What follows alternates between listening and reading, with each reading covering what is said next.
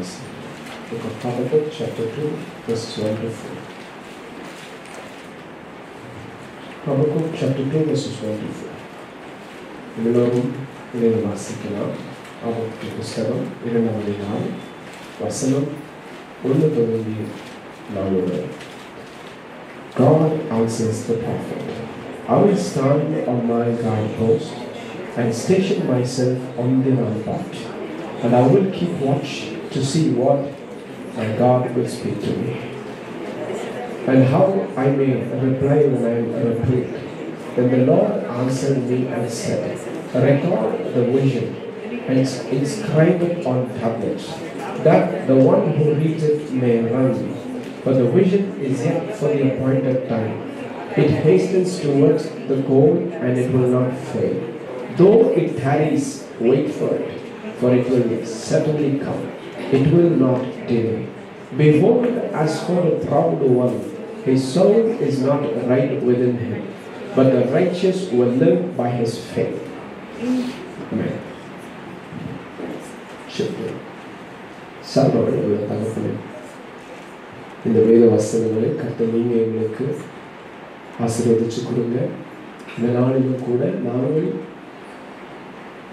எதை கற்றுக்கொள்ள வேண்டும், திருச்சபையாக, தனியாக, குடும்பமாக நாங்கள் கற்றுக்கொள்ள வேண்டியது என்ன, நீர் எங்களுக்காய் வைத்திருக்கிற ஆலோசனைகள் என்ன, அவைகளை நேர்த்தியாய் நாங்கள் புரிந்து கொள்ளுகிற கிருபைகளை உங்கள் அடியார்களாகி எங்களுக்கு பாராட்டு. திருச்சபையாக எங்களோடு கூட இடைப்படுங்க. மனதார நாங்கள் நோக்கி கேட்கிறோம் சுவாமி. பரிசுத்த ஆவியானவரே, இடைப்படுங்கப்பா. நாங்கள் குறைய எங்கள் இயேசு கிறிஸ்து எங்களுக்குள் பெருக கருவை தான். இயேசு மேற்பட்டு நாமத்தை நம்பிக்கையாக அநேகரை நீதிக்குட்படுத்துகிற ஆண்டவராகிய இயேசு கிறிஸ்துவின் நாமத்தினாலே உங்களை வாழ்த்துகிறேன். I greet you all in the wonderful name of Jesus, the righteous one. Hallelujah. சரி, கடந்த நாட்களிலே நாம் நாகும் புஸ்தகத்தை தியானிக்க பரிசுத்த ஆவியானவர் நமக்கு உதவிகளை செய்தார். அவைகளிலும் கூட தொடர்ந்து நாம் இப்போது ஆபக்குக்கின் புஸ்தகத்தை தியானிக்க போகிறோம். பரிசுத்த ஆவியானவர் நமக்கு தொடர்ந்து ஒத்தாசைகளை செய்வார் என்று நாம் கிறிஸ்து இயேசுவுக்குள் விசுவாசிக்கிறேன். அருமையான தேவ பிள்ளைகளை, இந்த ஆபக்குக் புஸ்தகத்தை குறித்த ஒரு சின்ன அறிமுகத்தை கொடுத்து நாம் செய்திக்குள்ளாக கடந்து போகலாம். கவனித்து கேட்டுக்கொள்ளுங்கள். ஆபக்குக் என்கிற இன்னொரு தீர்க்கதரிசியை கர்த்தர் அழைக்கிறார். இந்த ஜனங்களின் மேல் வரக்கூடிய இஸ்ரவேல் ஜனங்கள் எருசலேமின் நகரத்தார் கர்த்தருக்கு விரோதமாய் பாவம் செய்து கர்த்தருக்கு அருவருப்பானவைகளை தங்கள் தேசங்களில நடப்பித்துக் கொண்டு கர்த்தருக்கு பிரியமில்லாதவைகளை அனுதினமும் தங்கள் செயல்படுத்திக் கொண்டு காலங்களை கெடுத்திக் கொண்டே வந்தாங்க. கர்த்தர் மாறி மாறி தீர்க்கதரிசிகளை அனுப்பினார். ஒரு தீர்க்கதரிசிக்கு அடுத்ததாக இன்னொரு தீர்க்கதரிசி, ஒரு எச்சரிப்புக்கு அடுத்ததாக இன்னொரு எச்சரிப்பு, மறு எச்சரிப்புன்னு சொல்லி கர்த்தர் அநேக தீர்க்கதரிசிகளை அனுப்பியும் ஜனங்கள் யாரும் கர்த்தருடைய எச்சரிப்புக்கு செவிகளை சாய்க்கவில்லை. என்ன சொன்னாலும் தாங்கள் செயல்படுத்துகிறதை யாரும் தடுக்க முடியாது என்கிற எண்ணத்தில் தொடர்ந்து செயல்பட்டு கொண்டிருந்தாங்க. கர்த்தர் அநேக முறை எச்சரிப்பு என்று சொன்னால் இதை செய்ய வேண்டாம் என்று மாத்திரம் சொல்லவில்லை. இதை நீங்கள் தொடர்ந்து செய்கிற போது பாபிலோனியர்கள் உங்கள் மேல் வரப்போகிறாங்க, உங்களை சிறைக்கு கொண்டு போக போறாங்க, வாலிபர்களும் கூட சங்கிலினால் கட்டப்பட்டு கொண்டு போவாங்க, ராஜாக்களும் கூட இவ்விதமாக நியாயம் தீர்க்கப்படுவாங்கன்னு சொல்லி வரக்கூடிய இனி வருகிற நாட்களில் வரக்கூடிய எல்லா ஆபத்துக்களையும் கர்த்தர் காண்பித்து வைத்தார். இவைகளை அத்தனையும் சொல்லியும் கூட ஜனங்கள் ஒரு சில அல்லது ஒரு சின்ன மனம் திரும்புதலும் கூட இல்லாமல் தொடர்ந்து தாங்கள் செய்கிறதை செய்து கொண்டே இருந்தாங்க. இது காலம் காலமாய் கர்த்தர் அனுப்பினார். ஒவ்வொரு தீர்க்கதரிசிகளும், எல்லா தீர்க்கதரிசியும் ஒரே நேரத்துக்கு வரல. நான் உங்களுக்கு இத்தனை நாளா நம்ம தியானிச்ச போது சொன்னேன், இவங்க இத்தனை வருஷம் கழிச்சு இவங்க அந்த உதாரணத்துக்கு பாருங்களேன்.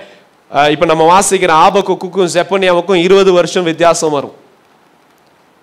புரியுதா உங்களுக்கு? அப்போ அநேக காலங்களில கர்த்தர் தீர்க்கதரிசிகளை அனுப்பினார். யாருக்கும் செவிய சாய்க்கல, தாங்கள் செய்ய நினைக்கிறதை தாங்களே செய்து கொண்டிருந்தாங்க. கர்த்தர் சொன்ன அந்த நியாய தீர்ப்பு சமீபமாயிடுச்சு. என்ன சமீபமாயிடுச்சு? அங்க பாபிலோனியர்கள் தங்களுடைய குதிரைகளை எல்லாம் ஆயத்தப்படுத்தி கொண்டு, அங்கே பாபிலோனியர்கள் தங்களுடைய எல்லா காரியங்களையும் சேனைகளை ஆயத்தப்படுத்தி கொண்டு பட்டயத்தோடும் ஈட்டியோடும் இந்த தேசத்துக்கு விரோதமாய் புறப்பட ஆயத்தமானாங்க. இதை பார்க்கிறான். யார் பார்க்கிறான்? ஆபக்குக் பார்க்கிறார். புரியுதா உங்களுக்கு? ஆபக்குக் பார்க்கிறார். ஐயோ ஆண்டவரே, இந்த ஜனங்கள் உம்முடைய ஜனங்களுக்கு விரோதமாய் எழும்பி வருகிறார்களே, ஏன் நீர் மௌனமா இருக்கிறீர்? ஏன் நீர் மௌனமா இருக்கிறீர்? ஆபக்குக்கு இருந்த கேள்விகள். துன்மார்கன் நல்லா இருக்கிறான், நீதிமானுக்கு ஏன் கஷ்டம்? அநியாயம் செய்றவன் செஞ்சுக்கிட்டே நல்லா தான் வாழ்றான் இந்த உலகத்துல. கர்த்தர் கர்த்தர் கர்த்தர்னு தேடுற எங்களுக்கு ஏன் இவ்வளவு போராட்டம் அப்படின்னு சொல்லி ஆபக்குக்கு அநேக கேள்விகள் இருந்துச்சு. ஏன்னு சொன்னா நல்லா கேளுங்க. தாவீது பாவம் செய்தான். தாவீது பாவம் செய்ததை கண்டித்து உணர்த்த கர்த்தர் யாரை அனுப்பினார்? நாத்தான் தீர்க்கதரிசியை அனுப்பினார். தாவீதும் சொல்லுவான், ஐயா நான் பாவம் செஞ்சா நீதிமான் வந்து என்ன பண்ணட்டும், என் தலைமேல் கொட்டட்டும், அது என் தலைக்கு அபிஷேக தைலமா இருக்கும். நீதிமான் வந்து கொட்டட்டும். ஆனா ஆபக்குக்கு இருந்த வேதனை என்ன தெரியுமா? உம்முடைய ஜனங்களை பனிஷ் பண்ண, உம்முடைய ஜனங்களுக்கு ஒரு நியாய தீர்ப்பை யார் கொண்டு வரா? ஒரு புறஜாதியா கொண்டு வர ஆண்டவரே. நீதிமான் அடிக்கட்டும், ஆனா பாபிலோனியர்கள் வந்து எருசலேமை கை கொள்ளுவார்களே, இவைகள் எவ்வளவு வேதனை ஆண்டவரே என்று சொல்லி புலம்புகிறான். கர்த்தரிடத்தை கேட்கிறான், கேள்விகளை மாறி மாறி கேட்கிறான். அத இப்ப நம்ம வாசிச்சா புரியும் பாருங்க. 1 அதிகாரம் 2 வசனத்தை வாசிக்கலாம். ஆபக்குக் 1 அதிகாரம் 2 வசனத்தை வேகமாய் வாசிக்கலாம். கர்த்தாவே, 2 தொடங்கி. ஆமா, கர்த்தாவே, நான் எதுவரைக்கும் உம்மை நோக்கி கூப்பிடுவேன்? எதுவரைக்கும் உம்மை நோக்கி கூப்பிடுவேன்? நீர் கேளாமல் இருக்கிறீரே. நீர் கேளாமல் இருக்கிறீரே. கொடுமை நிமித்தம் நான் எதுவரைக்கும் உம்மை நோக்கி கூப்பிடுவேன்? கொடுமை நிமித்தம் நான் எதுவரைக்கும் உம்மை நோக்கி கூப்பிடுவேன்? நீர் ரட்சியாமல் இருக்கிறீரே. நீர் பதில் கொடுக்காம இருக்கிறீங்களே, ரட்சிக்காம இருக்கிறீங்களே ஆண்டவரே, எது வரைக்கும் யா? வாசிங்க தொடர்ந்து. நீர் எனக்கு அக்கிரமத்தை காண்பித்து, அக்கிரமத்தை காண்பித்து என்னை தீவினை பார்க்க பண்ணுகிறது என்ன? கண்களை திறந்து இருக்கிறீங்க, ஆனா நீங்க சொல்றத கேட்க எனக்கு காதை திறக்கல. ஏதாவது செய்யுங்க, சொல்லுங்க, எதுக்கு இப்படி நடக்குது? அக்கிரமத்தை காண பண்ணுகிறீர். வாசிங்க. என்னை தீவினை பார்க்க பண்ணுகிறது என்ன? தீமையை பார்க்க பண்ணுகிறது என்ன?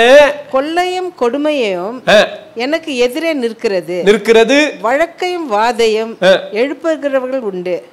ஆகையால் நியாயப்பிரமாணம் பலனற்றதாகி நியாயம் ஒருபோதும் செல்லாமற் போகிறது. துன்மார்க்கன் நீதிமானை வளைந்து கொள்கிறான். துன்மார்க்கன் நீதிமானை வளைந்து கொள்கிறான். ஆதலால் நீதிமானை இன்னொரு நல்ல பரிசுத்த நீதிமான் வந்து கொட்டட்டும், எங்களுக்கு சந்தோஷம். ஆனா கர்த்தர் இந்த கர்த்தருடைய ஜனத்துக்கு பாடத்தை கற்றுக் கொடுக்க யாரை கூட்டு வந்தாரு? துன்மார்கனை. புரியுதா உங்களுக்கு? அதான் இவங்களுக்கு வருத்தம், அதான் இவனுக்கு வருத்தம். ஆபக்குக்கு சொல்றார், ஆண்டவரே, துன்மார்கன் நீதிமான் மேல் தன்னுடைய வல்லமையையும் தன்னுடைய பராக்கிரமத்தையும் இப்படி கொண்டு வருகிறதை என்னை பார்க்க வைக்கிறீரே, எப்படி ஆண்டவர்?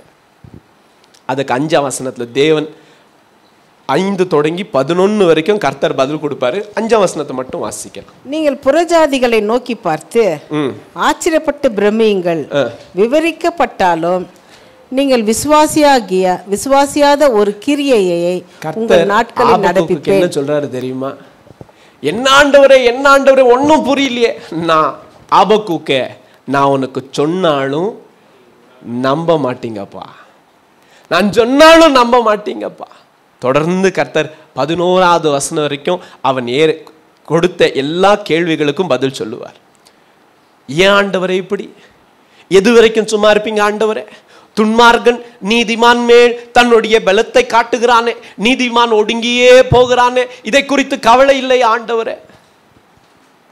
துன்மார்கனோடு சேர்த்து இந்த நீதிமான் பாருங்க எப்படி கஷ்டப்படுத்துறான், கவலை இல்லையா உனக்கு? சொல்லுவேன், என்ன நடக்குதுன்னு சொல்லுவேன். ஆனா சொன்னா கேட்க ஆளும் இல்லை, நம்ப ஆளும் இல்லையப்பா.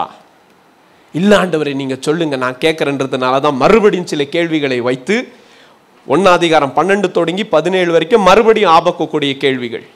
1 தொடங்கி வாசிங்க. கர்த்தாவே, நீர் பூர்வ காலம் முதல் என் தேவனும் என் பரிசுத்தருமானவர் அல்லவா? அல்லவா? நாங்கள் சாவதில்லை. கர்த்தாவே, கர்த்தாவே, நியாய தீர்ப்பு செய்ய அவனை வைத்தீர். கண்மலையே, தண்டனை செய்ய அவனை நியமித்தீர்.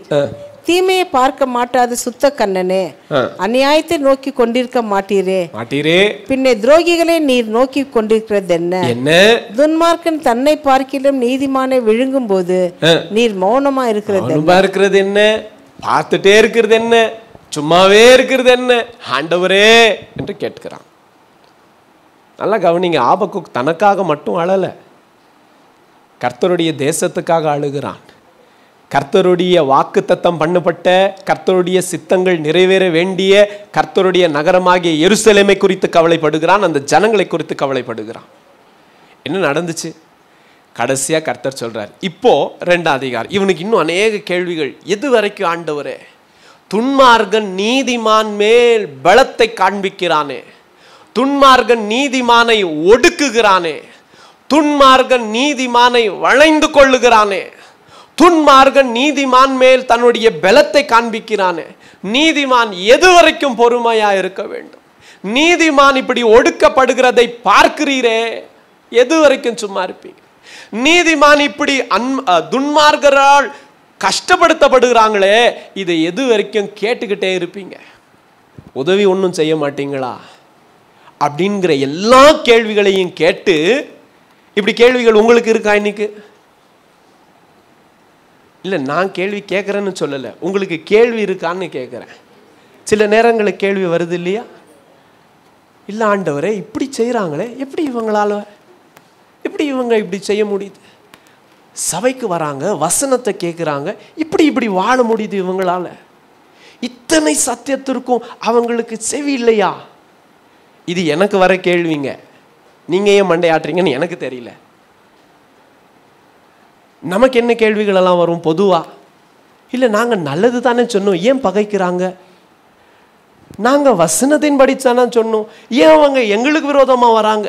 ஐயோ பிரதர், அவங்களுக்கு நல்லது தானே நினைச்சோம், ஏன் எங்களுக்கு விரோதமாக பேசுகிறாங்க? இதெல்லாம் கர்த்தர் பார்க்கிறாரா இல்லையா? கடைசியா என்ன கேட்டுருவாங்க? கர்த்தாவே, உமக்கு கண் இருக்கா? இதெல்லாம் நடக்குது, இதெல்லாம் கேட்டுட்டு இருக்க உங்களுக்கு காது இருக்கா? இப்படி ஆகுதே ஆண்டவரே.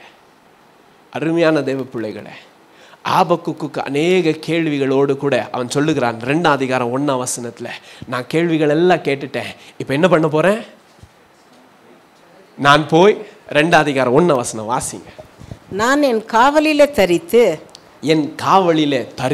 அரணிலே நிலை கொண்டிருந்து அவர் எனக்கு என்ன சொல்லுவார் என்றும். கர்த்தர் என் கேள்விகளுக்கெல்லாம் என்ன கேள்வி இருக்கு? துன்மார்கன் நீதிமான் மேல் எப்படி பலன் கொள்ளலாம், துன்மார்கன் நீதிமானை எப்படி ஒடுக்கலாம், துன்மார்கன் நீதிமானை எப்படி கஷ்டப்படுத்தலாம். புரியுற மாதிரி சொல்லுங்க பிரதர். இதுவும் உங்களுக்கு புரியலன்னா இன்னும் புரியுற மாதிரி, சின்ன பிள்ளைக்கு சொல்ற மாதிரி சொல்லணும்னு சொன்னா, ஒரு கெட்டவன் நல்ல பிள்ளைய எப்படி கஷ்டப்படுத்தலாம், இப்பயாவது புரியுதாயா? ஆமா, எப்படி செய்யலாம் ஆண்டவரே? இதை எப்படி நீர் பார்த்துட்டு மௌனமா இருக்கிறீ? அசுத்தத்தை பாராத சுத்த கண்ணரே, அது கர்த்தர் சொல்லல, யார் சொன்னது அது?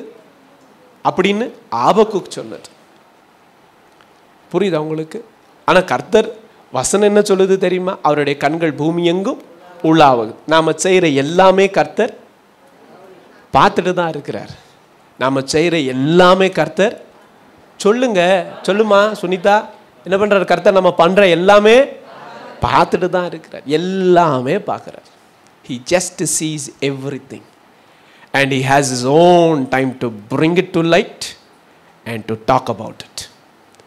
தமிழில் சொல்லவா? நாம் செய்கிற எல்லாமே கர்த்தர் பார்க்கிறார். அவைகள் அத்தனையும் கர்த்தர் ஒரு நாள் வெளிச்சத்துக்கு கொண்டு வருவார். அவைகளை குறித்து நம்மோடு கூட பேசுவார். எதை பேசவே கூடாது, இது தெரியவே கூடாது, இது அப்படியே போயிடணும்னு நினைச்சோமோ அப்படி எதுவும் போகாது. அவைகளை குறித்தும் கர்த்தர் நம்மோடு கூட பேசுவார். ஒரே ஒரு வழிதான் பேசக்கூடாது. கர்த்தர் அதை குறிச்சனா என்ன பண்ணணும் தெரியுமா? மனம் திரும்பி அறிக்கை செய்து தேவனிடத்துல இரக்கம் பெறும். அது பெற்றது உண்மையானால் எபிரியரின் புஸ்தகம் 8ஆம் அதிகாரம் 8 தொடங்கி 12 வரைக்கும் வாசித்து பார்த்தீங்கன்னா, அவர் நம்முடைய பாவங்களை மறுபடியும் நினைத்து பாராதவராக அவைகளை தூரமாக எறிந்து போடுவார். அது மட்டும்தான் வழி. புரியுதா உங்களுக்கு? ஆமா. இப்படி அநேக கேள்விகளோடு கூட ஹபக்குக் சொல்லுகிறான், நான் போய் கர்த்தருடைய பதிலுக்காய் காத்திருப்பேன். எல்லா கேள்விகள் சொல்லிட்டேன், இப்ப நான் என்ன பண்ண போறேன்? கர்த்தருடைய பதிலுக்காக காத்திருக்க போறேன்.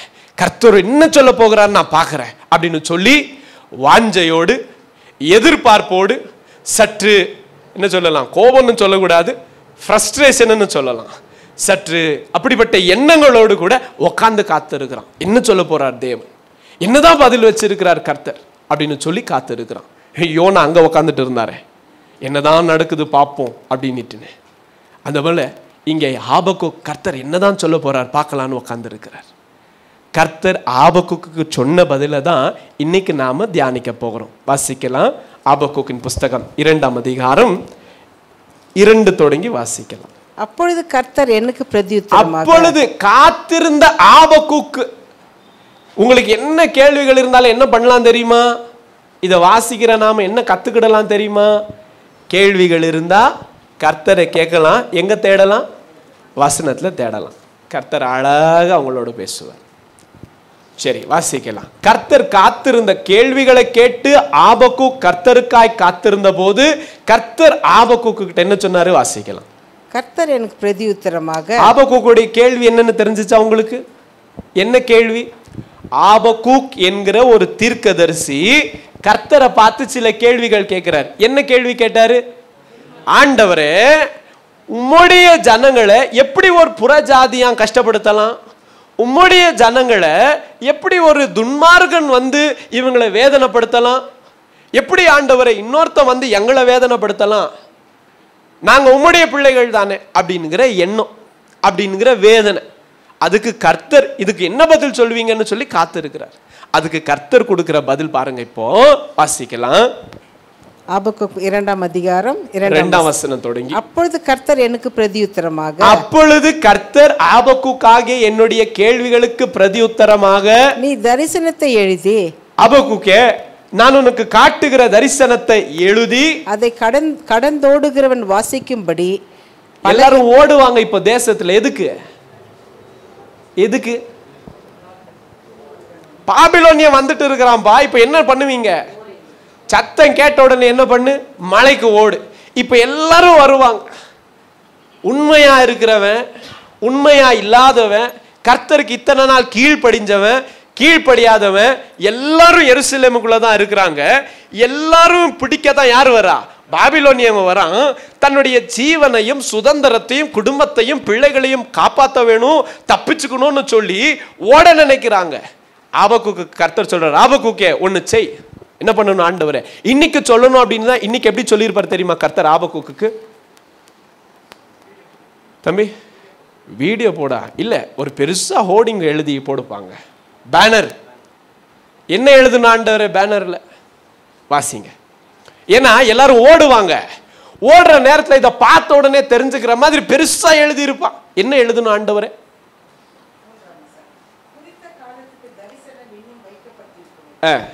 இதெல்லாம் எழுத சொல்ல, இதெல்லாம் ஆபக்குக்கு சொல்றார். குறித்த காலத்துக்காக தரிசனம் வைக்கப்பட்டிருக்கு, முடிவில அது விளங்கும், முடிவில வரும், அது பொய் சொல்லாது, பொய் சொல்லாது, அது தாமதித்தாலும் அதுக்கு காத்திரு, அது நிச்சயமாய் வரும், அது நிச்சயமா வரும், அது தாமதிப்பல்ல, அது தாமதிக்காதுன்னு சொல்லி எழுத வச்சு, இதோ அகங்காரியா இருக்கிறானே அவனுடைய ஆத்துமா அவனுக்கு செம்மையானதல்ல, தன் விசுவாசத்தினாலே நீதிமான் பிழைப்பான் என்று சொல்லி இவைகளை அத்தனையும் எழுது. ஓடி போறவன் எதை பார்த்துட்டு போட்டோம்? இதை பார்த்துட்டு போட்டோம். என்ன எழுதியிருக்கு? எல்லாமே குறித்த காலத்துக்காக தரிசனங்கள் வைக்கப்பட்டிருக்கு. ஏன் தெரியுமா? கர்த்தர் இவங்களை குறித்து தரிசனம் சொல்லி இருக்கிறார்.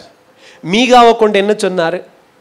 எப்ரத்தாவே, பெத்லெஹேமே, உன்னிலிருந்து தான் தேவகுமாரன் பிறப்பார் பார், உன்னிலிருந்தா ராஜா வருவார். ஒவ்வொருவரையும் கொண்டு சொன்ன தீர்க்க தரிசனங்கள் எல்லாம் அப்போ எங்க? ஏசாயா சொன்னாரே, இதோ ஒரு கன்னிகை கர்ப்பவதி ஆகி குமாரனை பெறுவாள் என்று சொன்னாங்களே, அவர் சமாதான பிரபு, நித்திய பிதா, இப்படி எல்லாம் சொன்னாங்களே. எங்கங்க இந்த தரிசனங்கள் எல்லாம்? கர்த்தர் காலம் காலமா நம்மை தான் தெரிந்து கொண்டார். நாமே உலகத்தில் உள்ள எல்லா சாதிகளிலும் நாம தான் அவருக்கு சொந்த சம்பத். அப்ப எங்க கர்த்தருடைய தரிசனங்கள்? கர்த்தர் சொன்னாரு, இதை எழுது. என்ன ஆண்டவர் எழுதணும்? தரிசனங்கள் எல்லாம் குறித்த காலத்துக்காக வைக்கப்பட்டிருக்கிறது. அது தாமதித்தாலும் அதற்காய் காத்திரு. நம்பிக்கை விடாத, விசுவாசத்தை விடாத. கடைசியா சொல்றேன் கேட்டுக்க, விசுவாசத்தால் நீதிமான் பிழைப்பான். இதை ஓடி போறப்ப பார்த்துட்டு போ. இப்பவும் கர்த்தர் சொல்றாரு, நீ விசுவாசியானால், நீ கர்த்தரை நம்புகிறதானால், அந்த தீர்க்க தரிசனங்களையும் கர்த்தர் இதுக்கு முன்னாடி தீர்க்கதரிசிகளை அனுப்பி கொடுத்த எல்லா வாக்கு தத்தங்களையும் நீங்களும் நம்புவது உண்மையானால் கவலைப்படாத, அது நிச்சயமா நிறைவேறுன்றார் கர்த்தர். புரியுதா உங்களுக்கு? What ever God has plant and it shawl take fourth, it shawl happen. அது நிச்சயமாக நடக்கும். அப்போ நாங்கள்லாம் நீதிமான் விசுவாசத்தால் பிழைத்து கொள்வான். இந்த வார்த்தைகளை ஆபக்குடைய கேள்விகளுக்கு கர்த்தர் பதிலாக சொன்ன மாத்திரத்துல 3ஆம் அதிகாரத்துல தைரியமா பாட்டு பாட ஆரம்பிச்சிருவார். யாரு? ஆபக்கு. பாபிலோனியர்கள் வந்தா என்ன பிரச்சனைகள் வரட்டும். எல்லாம் அந்த பாபிலோனியர்கள் எப்படி தெரியும் தானே? எப்படி வெட்டி கிளிகளை போல வந்தாங்கன்னா ஒரு சின்ன புல்லு பூண்டையும் விட்டு வைக்க மாட்டாங்க. பரவாயில்ல, ஆகட்டும், உங்களுக்கு புரிகிற மாதிரி சொல்லி காட்டவா அப்படின்னு சொல்லி ஆபக்குக் சொன்னார். அத்தி மரங்கள் துளிர் விடாமல் போகட்டும், திராட்சை செடிகள் பலன் இல்லாமல் போகட்டும், ஆட்டு மந்தை ஆட்டுக்குட்டிகள் இல்லாமல் போகட்டும், மாட்டு தொழுவத்திலே மாடுகள் இல்லாமல் போகட்டும். ஏன்னா இவங்க வெட்டுக்கிளிகளை போல வந்தா எல்லாத்தையும் எடுத்துட்டு போயிடுவாங்க. எல்லாம் போகட்டும். எனக்கு இந்த 2ஆம் அதிகாரம் 4ஆம் வசனம் கர்த்தர் சொன்னார், எழுத சொன்னார். பார்த்தீங்களா? எழுதினவனு அதை வாசிச்சு ஓடுற போது வாசிச்சுட்டு ஓடுறவனுக்கே நம்பிக்கை வரணும்னா உக்காந்துட்டு எழுதுன எனக்கு எவ்வளோ நம்பிக்கை வரணும். நான் இப்போ பாடுறேன்னு சொல்லி பாடின ஆளு தான் ஆபக்குக். புரியுதா உங்களுக்கு? இதுதான் ஆபக்குக் புஸ்தகம். இப்போ நல்லா கவனிங்க. அப்போ 2ஆம் அதிகாரம் 4ஆம் வசனத்தை வாசிக்கலாம். விசுவாசத்தினால் நீதிமான் பிழைப்பான். இப்ப பாருங்க, இப்ப நம்முடைய சூழ்நிலையும் அப்படிதான் இருக்கு. இப்ப தம்பி சந்தோஷ் வந்துட்டு ஒரு ரிக்வெஸ்ட் சொன்னாங்க. என்ன சொன்னாங்க தெரியுமா? எங்க ரஷ்யாவுக்கும் யுக்ரைனுக்கும் எங்கேயோ தானே, இஸ்ரேலுக்கும் பாலஸ்தீனுக்கும் எங்கேயோ தானே யுத்தம் நடக்குது. இல்லை இல்லை இல்லை இல்லை இல்லை, நல்லா சொல்றேன் கேளுங்க. The war is at the door. 3வது உலக யுத்தம் என்பது வாசல் அண்டைக்கு வந்திருக்கிறது. எந்த நேரமும் கூட இந்த யூஎஸ் எலெக்ஷனுக்கும் அதுக்கும் ரொம்ப பெரிய சம்பந்தங்கள் உண்டு. அந்த எலெக்ஷன் முடிவில் இவைகள் எல்லாம் வேகமாக ஆரம்பிச்சிரும். அப்படி இல்லை, கர்த்தருடைய இறக்கம்னா கொஞ்சம் தாமதமாகும். It all has many things.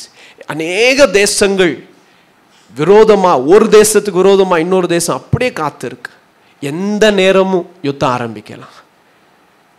என்னங்க செய்யறது? யுத்தம் நாம் நம்முடைய நாட்களில் நாம் இன்னும் என்ன பார்க்கல? அட்லீஸ்ட் என்னோட சேர்ந்து இருக்கிற என் ஜெனரேஷன் சொல்லலாம், நாம் யுத்தத்தெல்லாம் பார்க்கல. எங்கள் தாத்தா பார்த்தாங்க, நாங்கள் பார்க்கல. நல்லா கவனிங்க. அப்படி யுத்தம் வாசல் வரைக்கும் வந்திருந்தாலும் இன்னைக்கு கர்த்தர் திருச்சபையாகிய தம்முடைய பிள்ளைகளாகிய உங்களுக்கும் எனக்கும் ஒரு வசனத்தை எழுதி காட்டுகிறார். என்ன தெரியுமா? யாரும் இங்கே செப்பரேட்டாக எழுதி போட வேண்டாம். உன் கையில் கர்த்தர் கொடுத்துருக்கிறாரு. அவைகளை பலகையில் எழுத வைக்கல, அவைகளை இருதயத்தில் எழுதி வைத்திருக்கிறாரு. என்ன எழுதி வச்சிருக்கிறாங்க தெரியுமா? நீ விசுவாசிப்பாயானால் நீ பிழைத்து கொள்வாய். நீ கர்த்தருடைய கிறிஸ்து இயேசுவின் நிமித்தமாய் நீதிமான் ஆக்கப்பட்டு அவரை விசுவாசித்து தொடர்ந்து விசுவாசிக்கிறவன் ஆனால் நீ பிழைத்துக் கொள்வாய். உலகத்தில் யுத்தம் வந்தாலும் சரி, நியூக்ளியர் பாம் போட்டாலும் சரி, தேவ பிள்ளையே, அவரை விசுவாசிக்கிற நீயும் நானும் பிழைத்துக் கொள்வோம். புரியுதா உனக்கு? இன்னைக்கு இதை பார்த்துட்டு ஓடி போயிடலாம். எது? விசுவாசத்தால் நீதிமான் பிழைப்பான். இதான் இன்னைக்கு நமக்கும் எழுதி வச்சிருக்கிறது. நல்லா கவனிங்களேன். நான் வேதத்திலிருந்து உங்களுக்கு சில வசனங்களை காட்டி கொடுக்கிறேன். இந்த ஒரு வசனம் ஆபக்குக்கு ஆபக்குக்குடைய எண்ணங்களை மாத்திரம் அல்ல, ஆபக்குக்கோடு கூட சேர்ந்து விசுவாசத்தோடு காத்திருந்த அன்றைக்கு இருந்த கர்த்தருடைய ஜனங்களுக்கு மாத்திரம் அல்ல, இந்த ஒரே ஒரு வசனம் எத்தனையோ எழுப்புதல்களை கொண்டு வந்துச்சு, எத்தனையோ ஜனங்களை மனம் திரும்ப வச்சுச்சு, எத்தனையோ ஜனங்கள் கிறிஸ்து இயேசுவின் மேல் இன்னுமாய் விசுவாசம் வைக்க ஆரம்பித்தார்கள். மார்ட்டின் லூத்தரும் கூட இந்த வசனத்தை அதிகமாய் பயன்படுத்தி பிரசங்கித்த ஒரு வசனம். என்ன வசனம் தெரியுமா? விசுவாசத்தால் நீதிமான் பிழைப்பான். மார்ட்டின் லூத்தர் மாத்திரம் அல்ல, அவருக்கும் முன்னாட்களில் இருந்த அப்போஸ்தலனாகிய பவுலும் கூட இந்த வசனங்களை தைரியமாய் பிரசங்கித்து சொல்லி அநேகருக்கு காண்பித்தவர். வாசிக்கலாம். ரோமரின் புஸ்தகம் 1:17. ரோமரின் புஸ்தகம் 1 அதிகாரம் 17 வசனத்தை வேகமா வாசிக்கலாம். நம்ம அப்படியே எழுதிருங்க வேணுமானா. Second question, Habakkuk chapter 2 verses 1 chapter verses 12 to எவ்வளோ வசனம் இருக்கு 1 அதிகாரத்தில்? 12 to 17. Second question chapter 1 verses 12 to 17. சரியா? Second answer Habakkuk chapter 2 verses 2 to 4.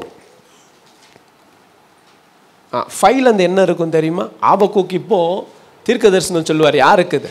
Babylon இருக்கு. சரி, கர்த்தர் உன்னை தீர்மானிச்சிருக்கிறாரா, நீங்க வாங்க, நீங்க எங்களை மேற்கொள்ளுங்க, ஆனா நாள் ஒன்று வரும், பாபிலோன் உனக்கு நாள் ஒன்று வரும். சரி, உங்களுக்கு புரிகிற மாதிரி சொல்லவா? கர்த்தர் நல்லா கேட்டுக்கங்க, உங்களையும் என்னையும் சீர்திருத்த, தேவ பிள்ளையை கேட்டுக்கங்க, உங்களையும் என்னையும் சீர்படுத்த கர்த்தர் சிலரை ஏற்படுத்துவாங்க. அவங்க கர்த்தருடைய கையில் இருக்கிற பெரம்பு. புரியுதா உங்களுக்கு? God uses our enemies as a cane. எனக்கு தமிழில் சொல்ல தெரியல, இது ஒன்று சொல்லிடுறேன் கேளு. God uses our enemy as a cane to discipline us. Once when the child of God is disciplined, the Lord puts an end to our enemy. தமிழில் சொல்கிறேன், இப்போ கவனிங்க. கர்த்தர் உங்களையும் என்னையும் சீர்படுத்த ஒரு சில நேரங்களில் துன்மார்கர்களையும் கூட பயன்படுத்த வேண்டியதாக இருக்கு. ஆனால் நாம் சீர்திருந்தின பின்பு துன்மார்கனுடைய முடிவு மிகவும் பயங்கரமாக இருக்கும். அதுதான் அடுத்தது 2 அதிகாரம் 5 தொடங்கி கடைசி வசனம் வரைக்கும். அதே 2 அதிகாரத்தில் doom on Babylon or woe to Babylon, 2 அதிகாரம் 5 வசனம் தொடங்கி அவங்க என்னெல்லாம் செஞ்சாங்க அந்த 2 அதிகாரத்தில் வாசித்து பாருங்க, உங்களுக்கு தெரியும். அதெல்லாம் சொல்ல நேரம் பத்தாது. 5 முறை ஓ டு யூ அப்படின்னு சொல்லி பாபிலோனுக்கு 5 காரியங்களை சொல்லுவார்.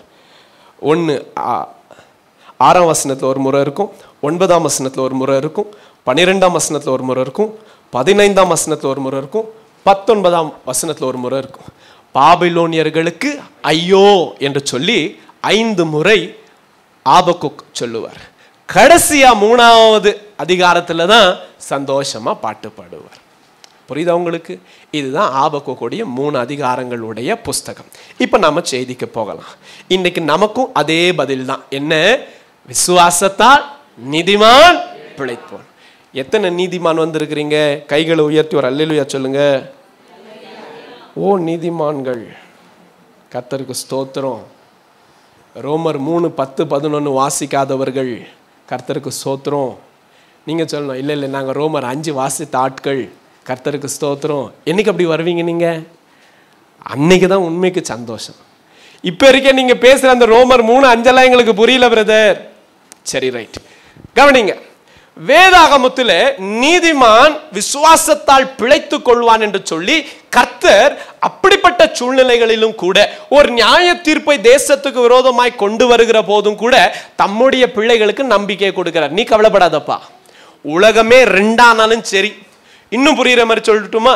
ஏசாயா 54ஆம் அதிகாரம் 10ஆம் வசனத்தை வாசித்து பார்த்தீங்கன்னா கர்த்தர் சொல்லுவார், மலைகள் விலகுமா? விலகினாலும் பர்வதங்கள் இருக்கு பத்தியா, பர்வதங்கள் அது நிலை பெயர்ந்து போனாலும், சமுத்திரம் 2ஆனாலும் 4ஆனாலும் கர்த்தருடைய சமாதானத்தின் உடன்படிக்கை உன்னோடு என்னோடு கூட ஏற்படுத்தினதை கர்த்தர் ஒரு நாளும் மாற்றுவதில்லை, மறப்பதில்லை. அல்லேலூயா. கர்த்தர் அப்போ நமக்கு ஒரு நம்பிக்கை இன்னைக்கு என்ன தெரியுமா? அவரை விசுவாசிக்கிற எனக்கு நம்பிக்கை உண்டு. என்னன்னா ஆகட்டும் யா, அவ்வளவுதான் விஷயமே. இன்னைக்கு செய்தியுடைய முடிவுல நாம எங்க தெரியுமா வரப்போறோம்? உன் பிரச்சனைகளை எல்லாம் வச்சுப்பார். ஆனா எப்ப தெரியுமா பயப்படணும்? இதுக்கு நாம தகுதியா? இந்த பிரச்சனை பாருங்களேன், எல்லார் வாழ்க்கையிலும் பிரச்சனை இருக்கும். உதாரணத்துக்கு இப்ப சொல்றேன் பாருங்களேன், 2 மனுஷன், ஒருத்தருக்கு கேன்சர், இன்னொருத்தருக்கும் கேன்சர். இவருக்கு கேன்சர் சாத்தான் கொண்டாந்தது, இன்னொருத்தருக்கு கேன்சர் கர்த்தர் அனுமதிச்சது. எப்படி வித்தியாசம் கண்டுபிடிப்பீங்க? நான் மிகவும் மதிக்கத்தக்க ஒரு ஊழியக்கார் இறந்துட்டாங்க, சரியா? கேன்சர்ல இறந்துட்டாங்க. இப்ப சொல்லுங்க, இன்னொரு மனுஷன் கேன்சர்ல செத்து போயிட்டான். இது ரெண்டுக்கும் எப்படி வித்தியாசம் கண்டுபிடிச்சு சொல்லுவீங்க? கர்த்தர் அனுமதிச்சார், இங்க பிசாசு கொடுத்தது. எப்படிங்க சொல்லுவீங்க?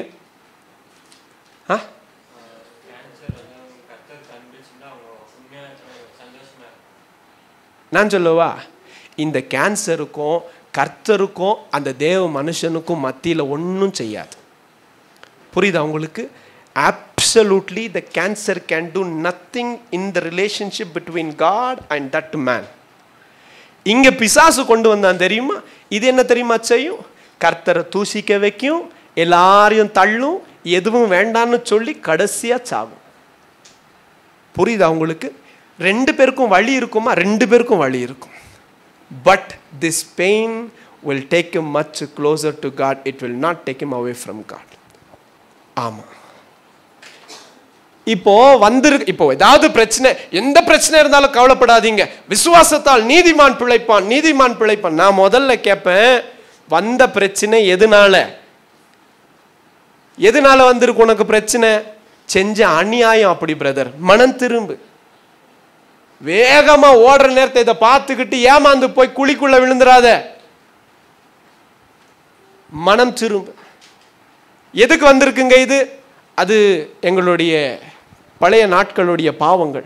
மனம் திரும்புங்க, இல்லைன்னா அது அப்படிதான் நடக்கும். அது ஏதுவானதா தான் இருக்குங்க. மனம் திரும்புங்க. நல்லா கவனிங்க தேவ பிள்ளைகளே. அப்போ கர்த்தரை விசுவாசிக்கிறவர்களுக்கு நீதிமான்கள் உன்னுடைய விசுவாசத்தால் நீயே பிழைத்துக் கொள்வ, நீ கவலைப்படாதன்னு சொல்லி தமக்காய் காத்திருந்து எல்லா சூழ்நிலைகளுக்கு மத்தியில சோர்ந்து போகாமல் அவரை மாத்திரம் நோக்கி பார்க்கிறவங்களுக்கு கர்த்தர் சொல்றாரு, நீ சோர்ந்து போகாத, நீ பயப்படாத, என்ன நடந்தாலும் நீ பிழைச்சு கொள்ளு, கவலைப்படாத. கோவிட் வந்துச்சே பாருங்க, நான் மறுபடியும் சொல்றேன், கோவிட்ல இறந்தவங்களை குறித்து நான் நியாயம் சொல்லலை, தீர்க்கலை. I am not judging on their death. No, I have no rights. But what I try to tell you is, கர்த்தர் நம்ம மேல இரக்கமா இருந்தார். அது தைரியமா சொல்லுவேன். புரியுதா உங்களுக்கு? கர்த்தர் நம்ம மேல இரக்கமா இருந்தார். எத்தனையோ ஆக்சிடென்ட்டுகள் நடந்தவங்க எல்லாருமே பாவத்தில் செத்து போயிட்டாங்களா? தெரியாது, அதை பத்தி நான் பேசல. ஆனா நம்ம எல்லாருக்கும் ஜீவன் கொடுத்திருக்கிறது கர்த்தருடைய இரக்கம். புரியுதா உங்களுக்கு? ஏத்துப்பீங்களா இது? அட்லீஸ்ட் ஆமா, நல்லா கவனிங்க. அப்போ நீதிமான் விசுவாசத்தால் நீதிமான் பிழைத்துக் கொள்வான் என்று சொன்னால் நீங்களும் நானும் சற்று யோசிக்க வேண்டிய காரியம். பவுலும் அதை தான் ரோமர் 1:17 சொல்லுகிறான். வாசிச்சிடலாம். ரோமர் 1:17.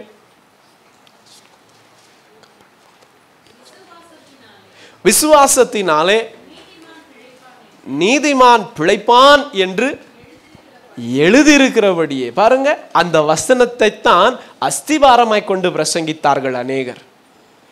கலாத்தியரின் புஸ்தகம் 3:11 வாசித்து பாருங்க. கலாத்தியர் 3:11.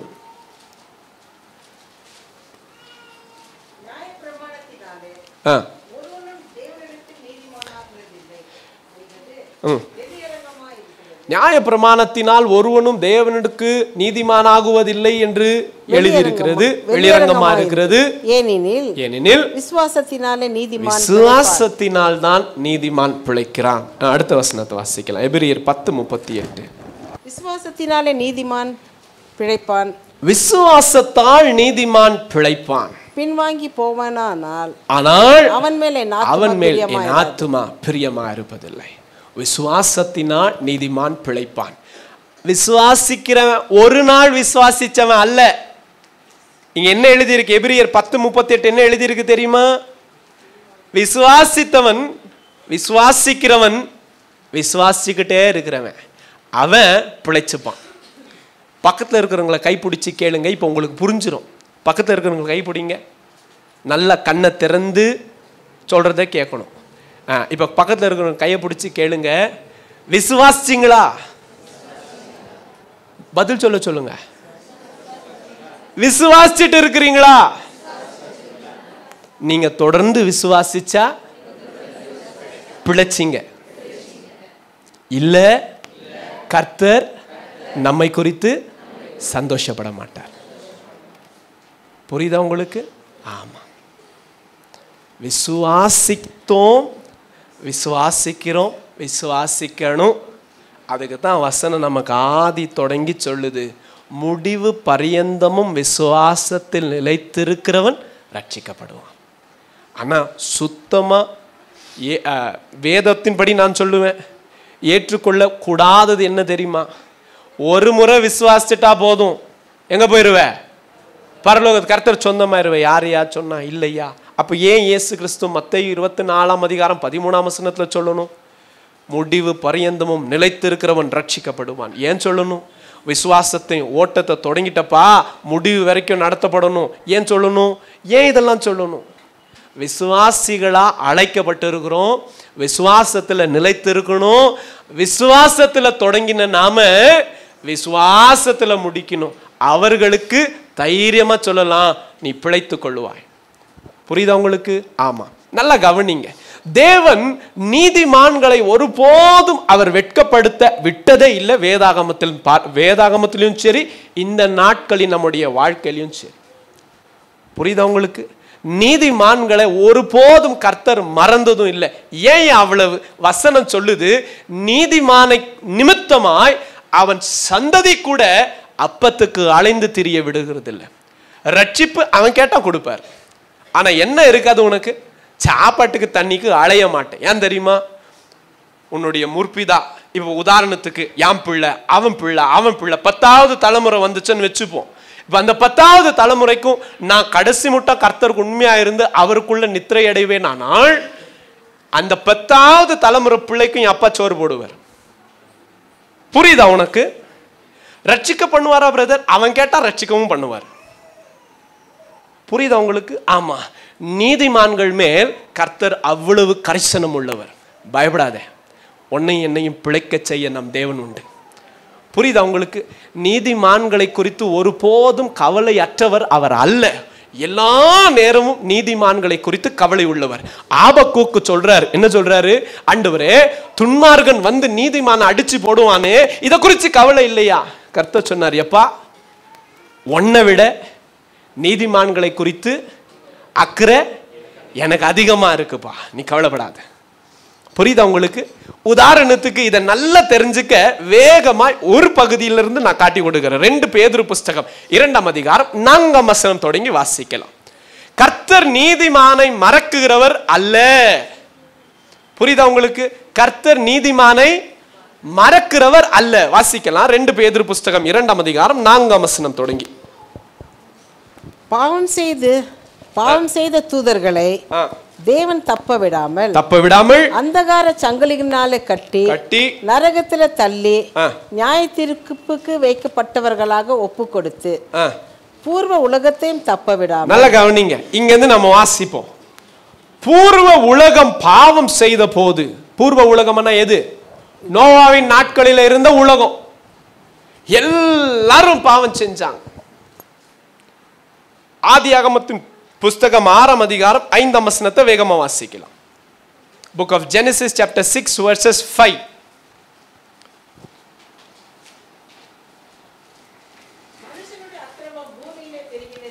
மனுஷனுடைய அக்கிரமம் பூமியில பெருகினது என்றும் அவன் இருதயத்தின் நினைவுகளின் தோற்றமெல்லாம் அவன் இருதயத்தின் நினைவின் தோற்றங்கள் எல்லாம் நித்தமும் பொல்லாததே என்றும். எப்போ பொல்லாதது? எப்பவும் பொல்லாதது என்று கண்டு கர்த்தர் அதை கண்டு தாம் பூமியில மனுஷனை உண்டாக்கினதற்காக, கர்த்தர் பூமியில மனுஷனை உண்டாக்கினதை யோசித்து அதை நினைத்து கர்த்தர் மனஸ்தாபப்பட்டார். கர்த்தருடைய இருதயம் மனஸ்தாபப்படுதான். அது அவர் இருதயத்துக்கு விசனமாயிடுச்சான். ஏன்னா எல்லாரும் எப்படி இருக்கிறாங்க? பாவம் செய்கிறதுல வேகமா இருக்கிறாங்க. வேகம். தாங்கள் செய்ய நினைக்கிறதை யாரும் தடுக்க கூடாது. எங்கள் மாமச இச்சைகள் தூண்டுகுது பிரதர், நாங்க செய்வோம். பேச வாய் தூண்டுது, பேசுவோம். பார்க்க கண்கள் தூண்டுது, பார்ப்போம். எண்ணங்கள் அப்படியே பாவத்துல போகுது.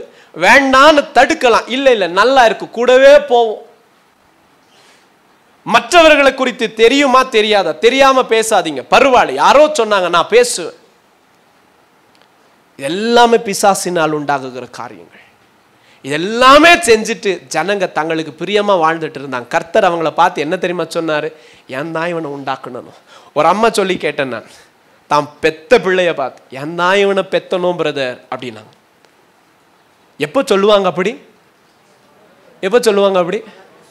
ஐயோ, ஒரு கட்டத்துக்கு மேல இவனை என்னால ஒன்னும் திருத்த முடியல பிரதர், என்ன சொன்னாலும் கேட்க மாட்டேன்னு, என்ன பண்ணாலும் இவன் நிமித்தமா எனக்கு வேதனை தவிர நான் வேறு ஒன்றும் பார்த்ததில்லை என்று சொல்லி ஒரு தாய் பிள்ளையை, பெற்ற பிள்ளையை, தன் மகனை குறித்து சொன்னாங்க. இவன் இல்லாம இருந்தாலே நல்லா இருக்கும், செத்து போயிட்டாலும் நல்லா இருக்கும் பிரதர். கர்த்தருடைய மகளா நான் இருக்கிற, நான் எதுவும் செய்ய முடியாது, கர்த்தரா பார்த்து இவன் வேண்டான்னு சொல்லிட்டாலும் எனக்கு பரவாயில்ல பிரதர் அப்படின்னு ஒரு அம்மா சொன்னாங்க. கிறிஸ்தவ விசுவாசி. ஏன்னா உண்மைக்கு அந்த பையன் அவ்வளோ பிரச்சனை பண்றவன், அவ்வளோ பிரச்சனை பண்றான். தினம் போலீஸ் வரும் வீட்டுக்கிட்ட, அப்படிப்பட்ட பிரச்சனை பண்றாள். ஆனா நல்லா கவனிங்க, இப்போ தேவனுடைய இருதயம் திருந்தி கர்த்தருக்கு ஊழியம் செய்கிறார், விட்டுருங்க, கர்த்தருக்கு ஸ்தோத்திரம், தொடர்ந்து கர்த்தர் நடத்தட்டும். பாருங்களேன், இந்த கர்த்தருடைய ஜனங்கள் ஆதியாகமத்தின் 6ஆம் அதிகாரத்தில் தான் உண்டாக்கின எல்லாரும் பாவம் செஞ்சு இப்போ கர்த்தருடைய இருதயம் எப்படி ஆயிடுச்சு? व्यसனம் ஆயிடுச்சு. என்ன யோசிக்கிறாரான்னு தெரியுமா? கர்த்தர் அந்த ஜனங்களை பார்த்து, இவங்களை ஏன் தான் உண்டாக்கினேனோ, இவங்களை ஏன் தான் உண்டாக்கினேனோ. இயேசு என்ன நினைப்பாரு தெரியுமா? ஏன் தான் ரத்தம் சிந்தினோன்னு நினைக்க மாட்டாரு. என்ன நினைப்பாரு தெரியுமா? இவங்களுக்காக தான் ரத்தம் சிந்தினேனா, இவங்க இவ்வளவுதான் நம்மளை மதிக்கிறாங்களா, என்னுடைய வார்த்தைக்கு இவங்க இதுதான் கணம் கொடுக்குறாங்களா, இவ்வளவுதானா இவங்களுக்கு அப்படின்னு சொல்லி உண்மைக்கே அன்னைக்கு பிதா வெசனப்பட்டாரு. இன்னைக்கு பிதாவோட சேர்த்தி குமாரனாகி இயேசு கிறிஸ்து ரத்தம் சிந்தினதுக்காக அவரும் கூட என்ன பண்ணுமா இருக்கு? மனஸ்தாபப்படணுமா இருக்கு. மனஸ்தாபப்படுத்துறோம்.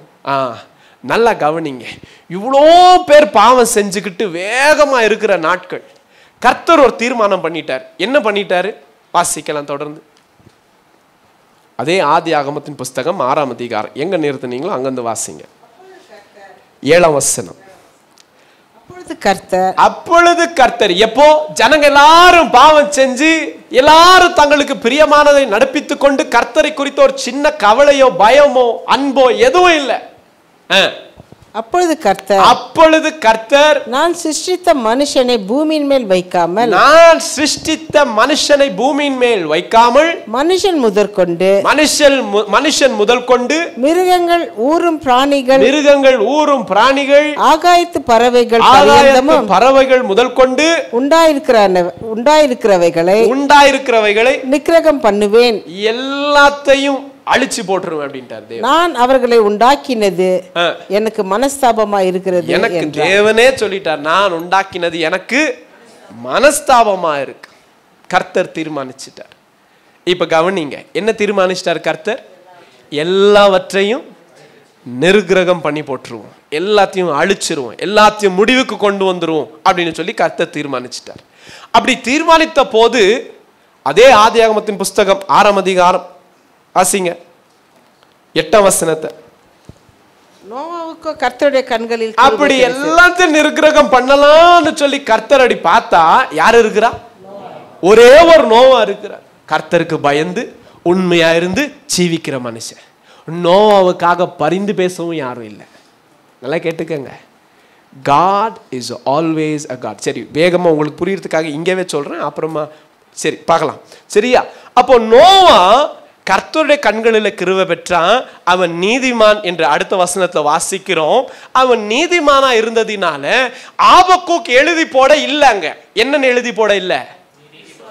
எப்பா நோவா, நீ நீதிமான், நீ கவலைப்படாத, விசுவாசிக்கிறதுனால நீ பிழைச்சுப்ப அப்படின்னு சொல்ல அங்க ஆபக்கூக் இல்லை.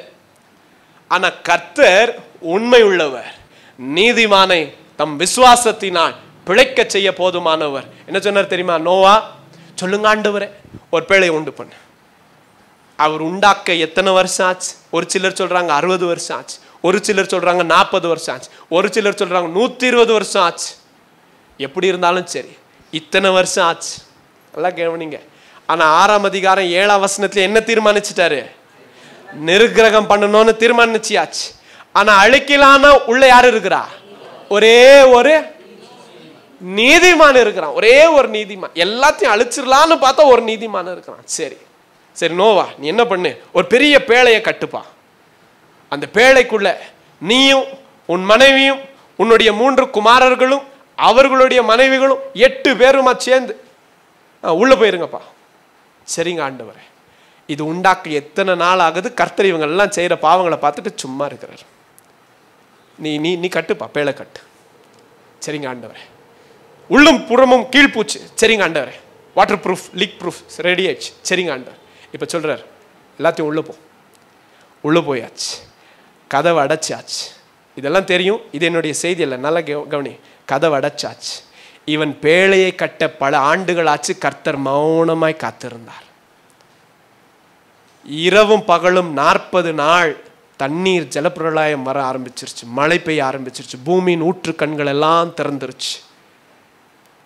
அதுக்கு பின்பு 150 நாள் தண்ணீர் அப்படியே இருந்துச்சு. அதற்கு பிறகு கர்த்தர் கீழ்காற்றை வர பண்ணி ஜலம் வற்றி போக பண்ணினார். ஆக மொத்தத்தில் பேழைக்குள்ள நோவா 1 வருஷம் 17 நாள் இருந்தார். எத்தனை? 1 வருஷம் 17 நாள் உள்ள இருந்தார். 1 year 17 days எங்க இருந்தார் நோவா? பேழைக்குள்ள இருந்தார். இப்போ நோவாவுக்கு பேழையிலேருந்து வெளியில வர எவ்வளவு நாள் ஆச்சு? 1 வருஷம் 17 நாள் ஆச்சு. ஆனா கர்த்தர் இவங்களை நிர்கிரகம் பண்ணணும்னு எப்ப தீர்மானிச்சாரு? 6ஆம் அதிகாரம் 7ஆம் வசனத்துல. இப்ப கர்த்தர் எவ்வளவு நாள் காத்திருந்தாரு? 1 வருஷம் 17 நாளா? ஏன்னா இவன் கட்டுறதுக்கே வேண்டாம், குறைஞ்சது வச்சுப்போம், 40 வருஷம்னே வச்சுப்போம். 40 வருஷம் கட்டுறதுக்கு காத்திருந்தாரு. தண்ணீர் வர 40 நாள் காத்திருந்தார். 150 நாள் தண்ணீர் வற்றாம காத்திருந்தார்.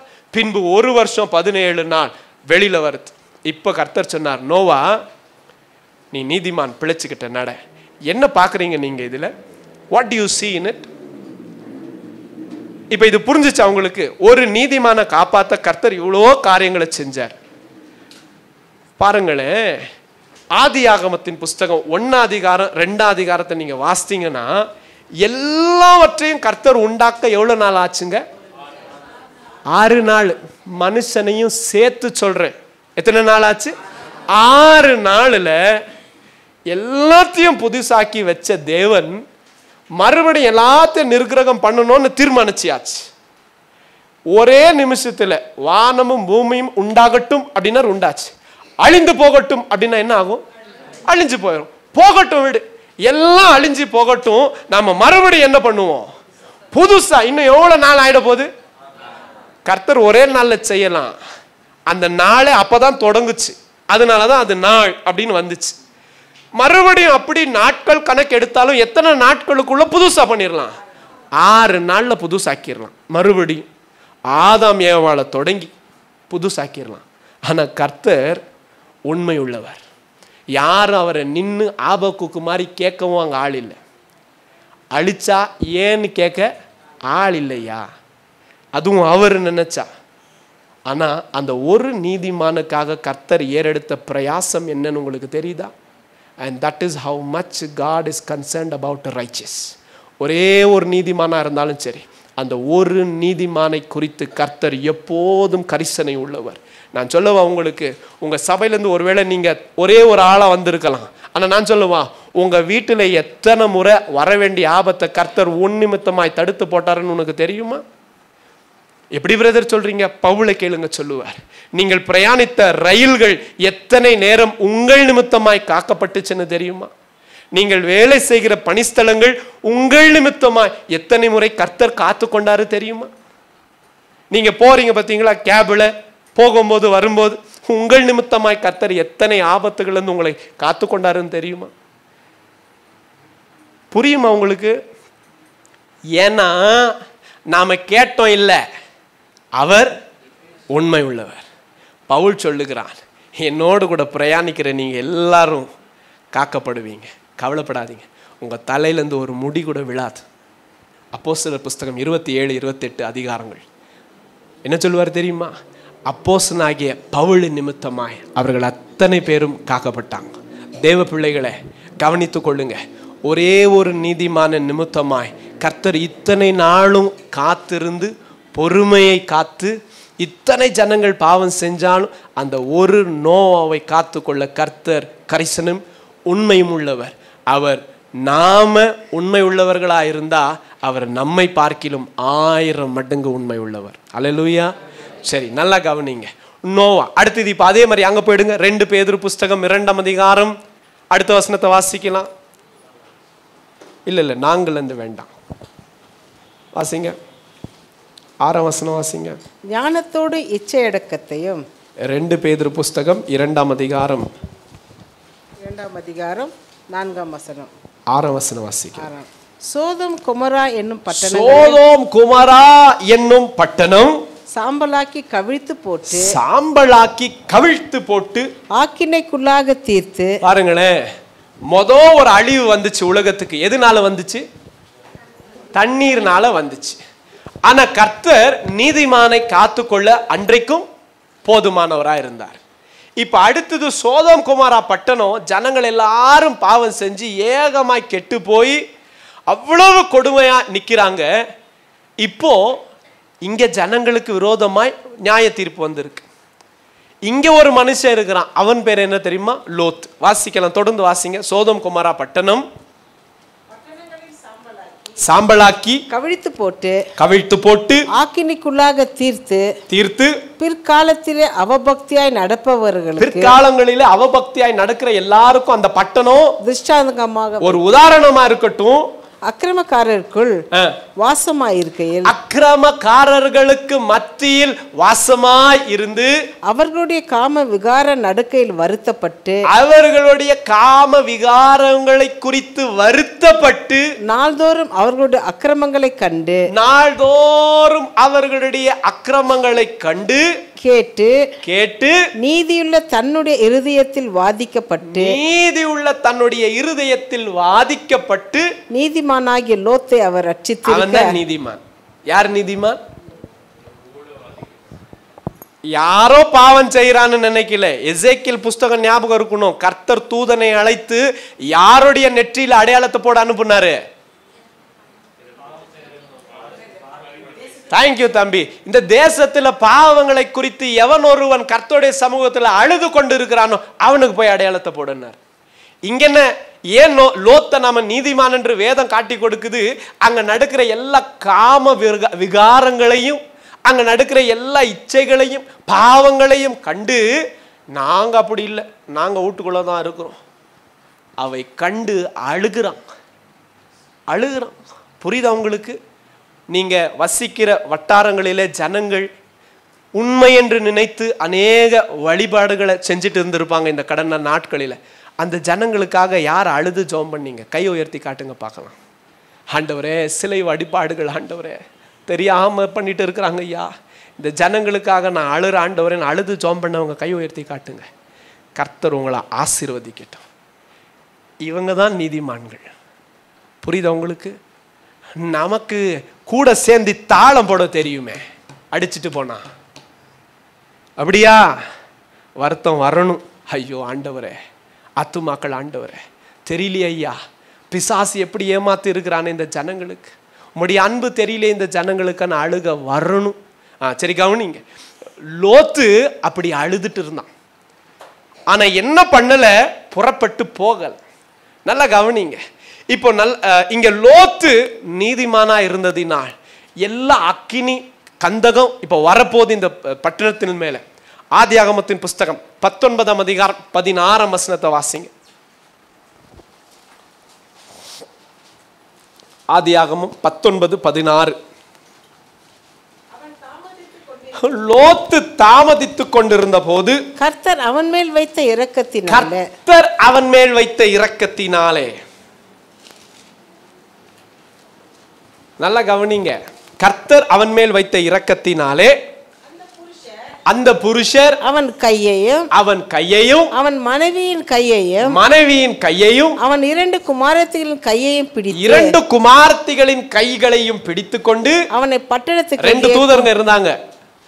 ஒரு தூதன் எத்தனை பேரை பிடிச்சிருக்கணும்? 2 பேரை பிடிச்சிருக்கணும். புரியுதா?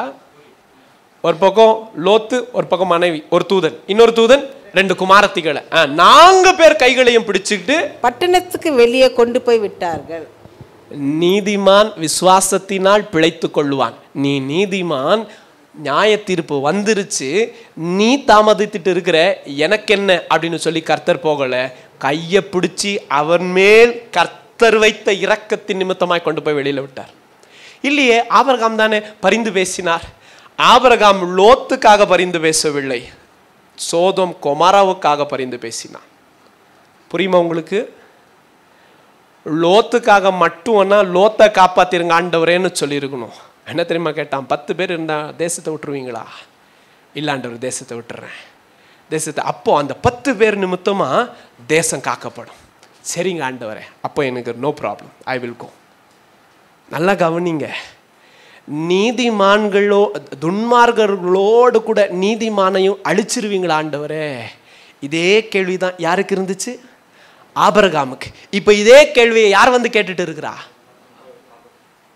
ஆபிரகாம், இப்போ ஆபக்குக். ஆனா ஆபிரகாம் பரிந்து கேட்டார், இன்டர்செசரி பிரேயர். இங்க ஆபக்குக் இன்ட்ராகேட்டரி பிரேயர். எப்படி நடக்கும், ஏன் நடக்கணும், எப்படி விடுவீங்க அப்படின்னு கேட்டாரு ஆபக்குக். ஆனா ஆபிரகாம் எப்படி கேட்டாரு? ஆண்டவரே ஒரு முறை பேசிட்டுமா, துன்மார்கனோட சேர்த்து நீதிமான அழிப்பீங்களா ஆண்டவரே? இல்லப்பா, ஒருவேளை 50 நீதிமான் இருந்தா அந்த 50 பேர் நிமித்தமா பட்டணத்தையே காத்துறேன், விட்டுரு. 30 இருந்தா 20, 10 பேர் இருந்தா அந்த 10 பேர் நிமித்தமாய் அந்த பட்டணம் காக்கப்படும், கவலைப்படாது. புரியுதா உங்களுக்கு? தேவ பிள்ளைகளே நல்லா கவனிங்க. கர்த்தர் கேட்டுக்கங்க, ஆபிரகாம் லோத்துக்காக பரிந்து பேசினான் என்று சொன்னாலும் கர்த்தர் லோத்தை காத்து கொண்டது தன்னுடைய இரக்கத்தினால. அடுத்தது, நோவாவுக்கு பரிந்து பேசவோ கெஞ்சி கேட்கவோ யாரும் இல்லைனாலும் அந்த நீதிமானை காத்தது கர்த்தருடைய இரக்கம். ஆபக்கூக்கு பரிந்து கேட்கலனாலும், போய் அங்க உட்காரலனாலும், எழுதி போட ஆள் இல்லைனாலும், இவர் கேட்டதுனால தான் கர்த்தர் சொன்னார், சரி எழுதி போடு. கர்த்தரா ஆபக்கூக்க கூப்பிட்டு ஆபக்கூக்கே இதை போய் எழுதுன்னு சொல்லல. You asked and I'm telling you. புரியுதா உங்களுக்கு? ஆபக்கூக்க கூப்பிட்டு இதை எழுதி போட சொன்னாங்க. நல்லா கவனிங்களே, இங்க ஆபக்கூக்கும் இல்லை அப்படி இருந்தாலும் கர்த்தர் தம்முடைய வாக்குல உண்மையுள்ளவர், நீதிமானை காத்து கொள்ள அவருக்கு தெரியும். புரியுதா உங்களுக்கு? புரியலையா? இப்ப மறுபடியும் சொல்றேன், கேளுங்க. இந்த ஜனங்கள் எல்லாரும் விசுவாசத்தை கொள்ள யார் எழுதி போட்டா? பெரிய போர்டுல ஆபக்குக் எழுதி போட்டார். கர்த்தர் உண்மையுள்ளவர், கவலைப்படாதீங்க, நான் கேட்டேன் கர்த்தர்கிட்ட அப்படின்னு ஆபக்குக் சொல்றார். இங்க ஆபிரகாம் சொல்லலாம், நான் பரிந்து பேசி இருக்கிறேன், கேட்டு இருக்கிறேன், கர்த்தர் சொல்லி இருக்கிற 10 பேர் இருந்தாலும் சரி அந்த தேசத்தை அவர் காத்து கொள்வாராம். இங்க நோவாவுக்கு யாருமே இல்லை, ஆனாலும் கர்த்தர் அதே உண்மை உள்ளவர் தான். தேவ பிள்ளையே, அதே தேவன் தான் இன்னைக்கு வான் கூட என் கூட இருக்கிறாரு. அவர் உன்னையும் என்னையும் காத்து கொள்ள போதுமானவராக இருக்கிறார். நீதிமான் விசுவாசத்தினால் பிழைத்து கொள்ளுவான். புரியுதா உங்களுக்கு? ஆமா, இது தேவன் உண்மை உள்ளவர். ஒவ்வொரு நீதிமான்களையும் அவர் பிழைக்க பண்ணுகிறவர். புரியுதா உங்களுக்கு? இப்ப என்ன கேள்வின்னா, சரிங்க கரெக்டு தாங்க பிரதர், நோவாவையும் கர்த்தர் ஒரே ஒரு நீதிமானா இருந்தாலும் காத்து கொண்டார், ஒரே ஒரு லோத்து தான் அந்த பட்டணத்துல நீதிமானா இருந்தா அவனையும் காத்து கொண்டார், அவன் தாமதித்தாலும் கொண்டு வந்து கையை பிடிச்சு விட்டாருங்க. நோவா செய்து முடிக்கிற வரைக்கும் பொறுமையோடு காத்திருந்தாருங்க. ஏன்னா நீதிமான் மேல் அவர் செய்த வாக்குத்தத்தம். இங்க ஆபக்கூக்கு கேட்டதுனால சொன்னாரு, கேட்கலனாலும் கர்த்தருடைய வாக்கு தான். நீதிமான் விசுவாசத்தால் பிழைத்து தான் ஆக வேண்டும். சரிங்க, இப்போ ஒரு சத்தியத்தை நாம புரிஞ்சுக்கிட்டோம் சபையா. என்ன? விசுவாசத்தினால். சத்தமா சொல்லுங்க. இல்லைங்க, நாம சொல்ற சத்தத்துல அக்கப்பக்கம் இருக்கிறவங்களுக்கு வந்துட்டு, ஓ இவங்க மட்டும் பிழைக்குவாங்களா, நாமும் கர்த்தரை தேடணும்னு தோணணும். பக்கத்து பில்டிங்ல இருக்கிறவனுக்கு கேட்கலனாலும் சரி, உன் பக்கத்துல இருக்கிறவனுக்கு கேட்கற மாதிரியாவது சொல்லுங்க பார்க்கலாம். நாமெல்லாம் சபையா ஒரு காரியத்தை இன்னைக்கு கத்துக்கிட்டோம். நோவாவை பார்க்கிற போது, லோத்தை பார்க்கிற போது, ஆபக்குக்கு காலத்தில் இருக்கிற ஜனங்களை பார்க்கிற போது என்ன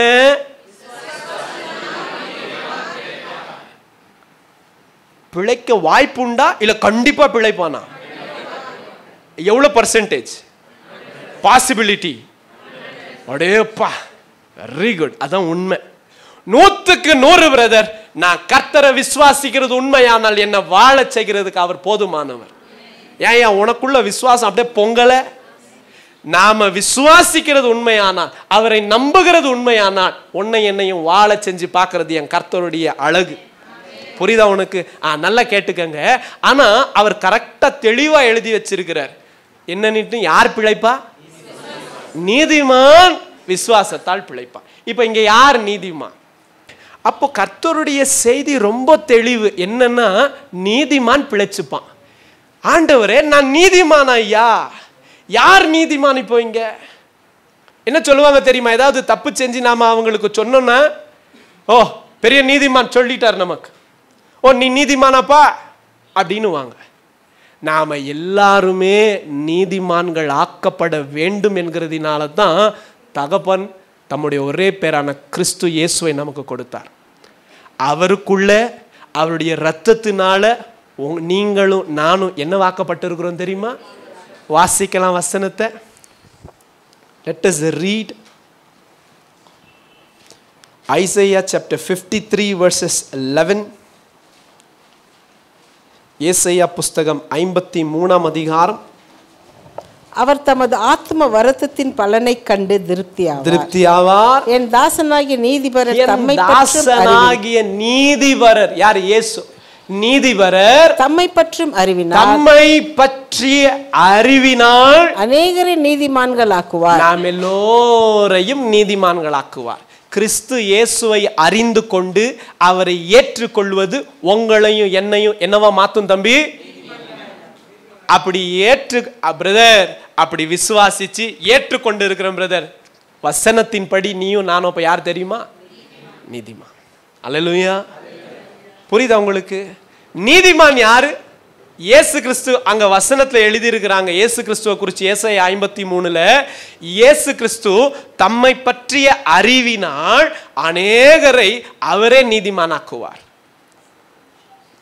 அவர் நீதிமானாக இருந்து பரிகாசக்காரர்கள் துன்மார்கர்களாகிய நமக்காய் பரிந்து பேசினதினால் இன்றைக்கு நாம அவருடைய நீதி நமக்கு கொடுக்கப்பட்டிருக்கு. புரியுதா உங்களுக்கு? சரி, 2 கொரிந்தியரின் புஸ்தகம் 5ஆம் அதிகாரம் 21ஆம் வசனத்தை வேகமா வாசிக்கலாம். 2 Corinthians chapter 5 verses 21.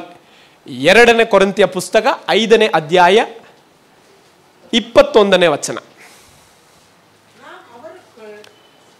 எல்லாரும் திருப்பிக்கங்க. Every one of you to turn to see it for yourself where our righteousness comes from. நம்முடைய நீதி எங்கிருந்து வருதுன்னு தெரிஞ்சுக்கங்க. நீதிமான் மட்டும்தான் பிழைப்பான். நீதி எங்கிருந்து வருதுங்க? நம்மளை யாருங்க நீதிமானா மாத்துவா? ஞானஸ்தானம் எடுத்துட்டா நீதிமான் ஆயிடுவோமா? இல்ல.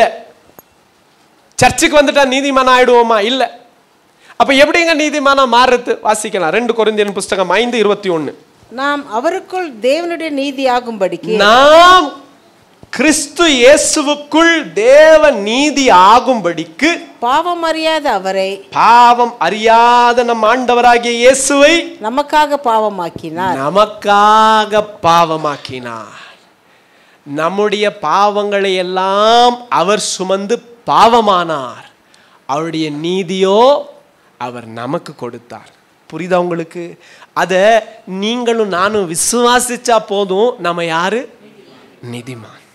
விசுவாசத்தினால் தான் நீதிமான் ஆக்கப்படுகிறோம். அந்த விசுவாசத்தினால் தான் நீதிமானாய் பிழைக்கிறோம். புரியுதா உங்களுக்கு? புரியுதா உங்களுக்கு? 2 விசுவாசத்துக்கு என்ன வித்தியாசம்? கரெக்டா பாருங்க. விசுவாசிக்கிறதினால் இயேசுவின் நிமித்தமாய் நீதிமான் ஆனேன்.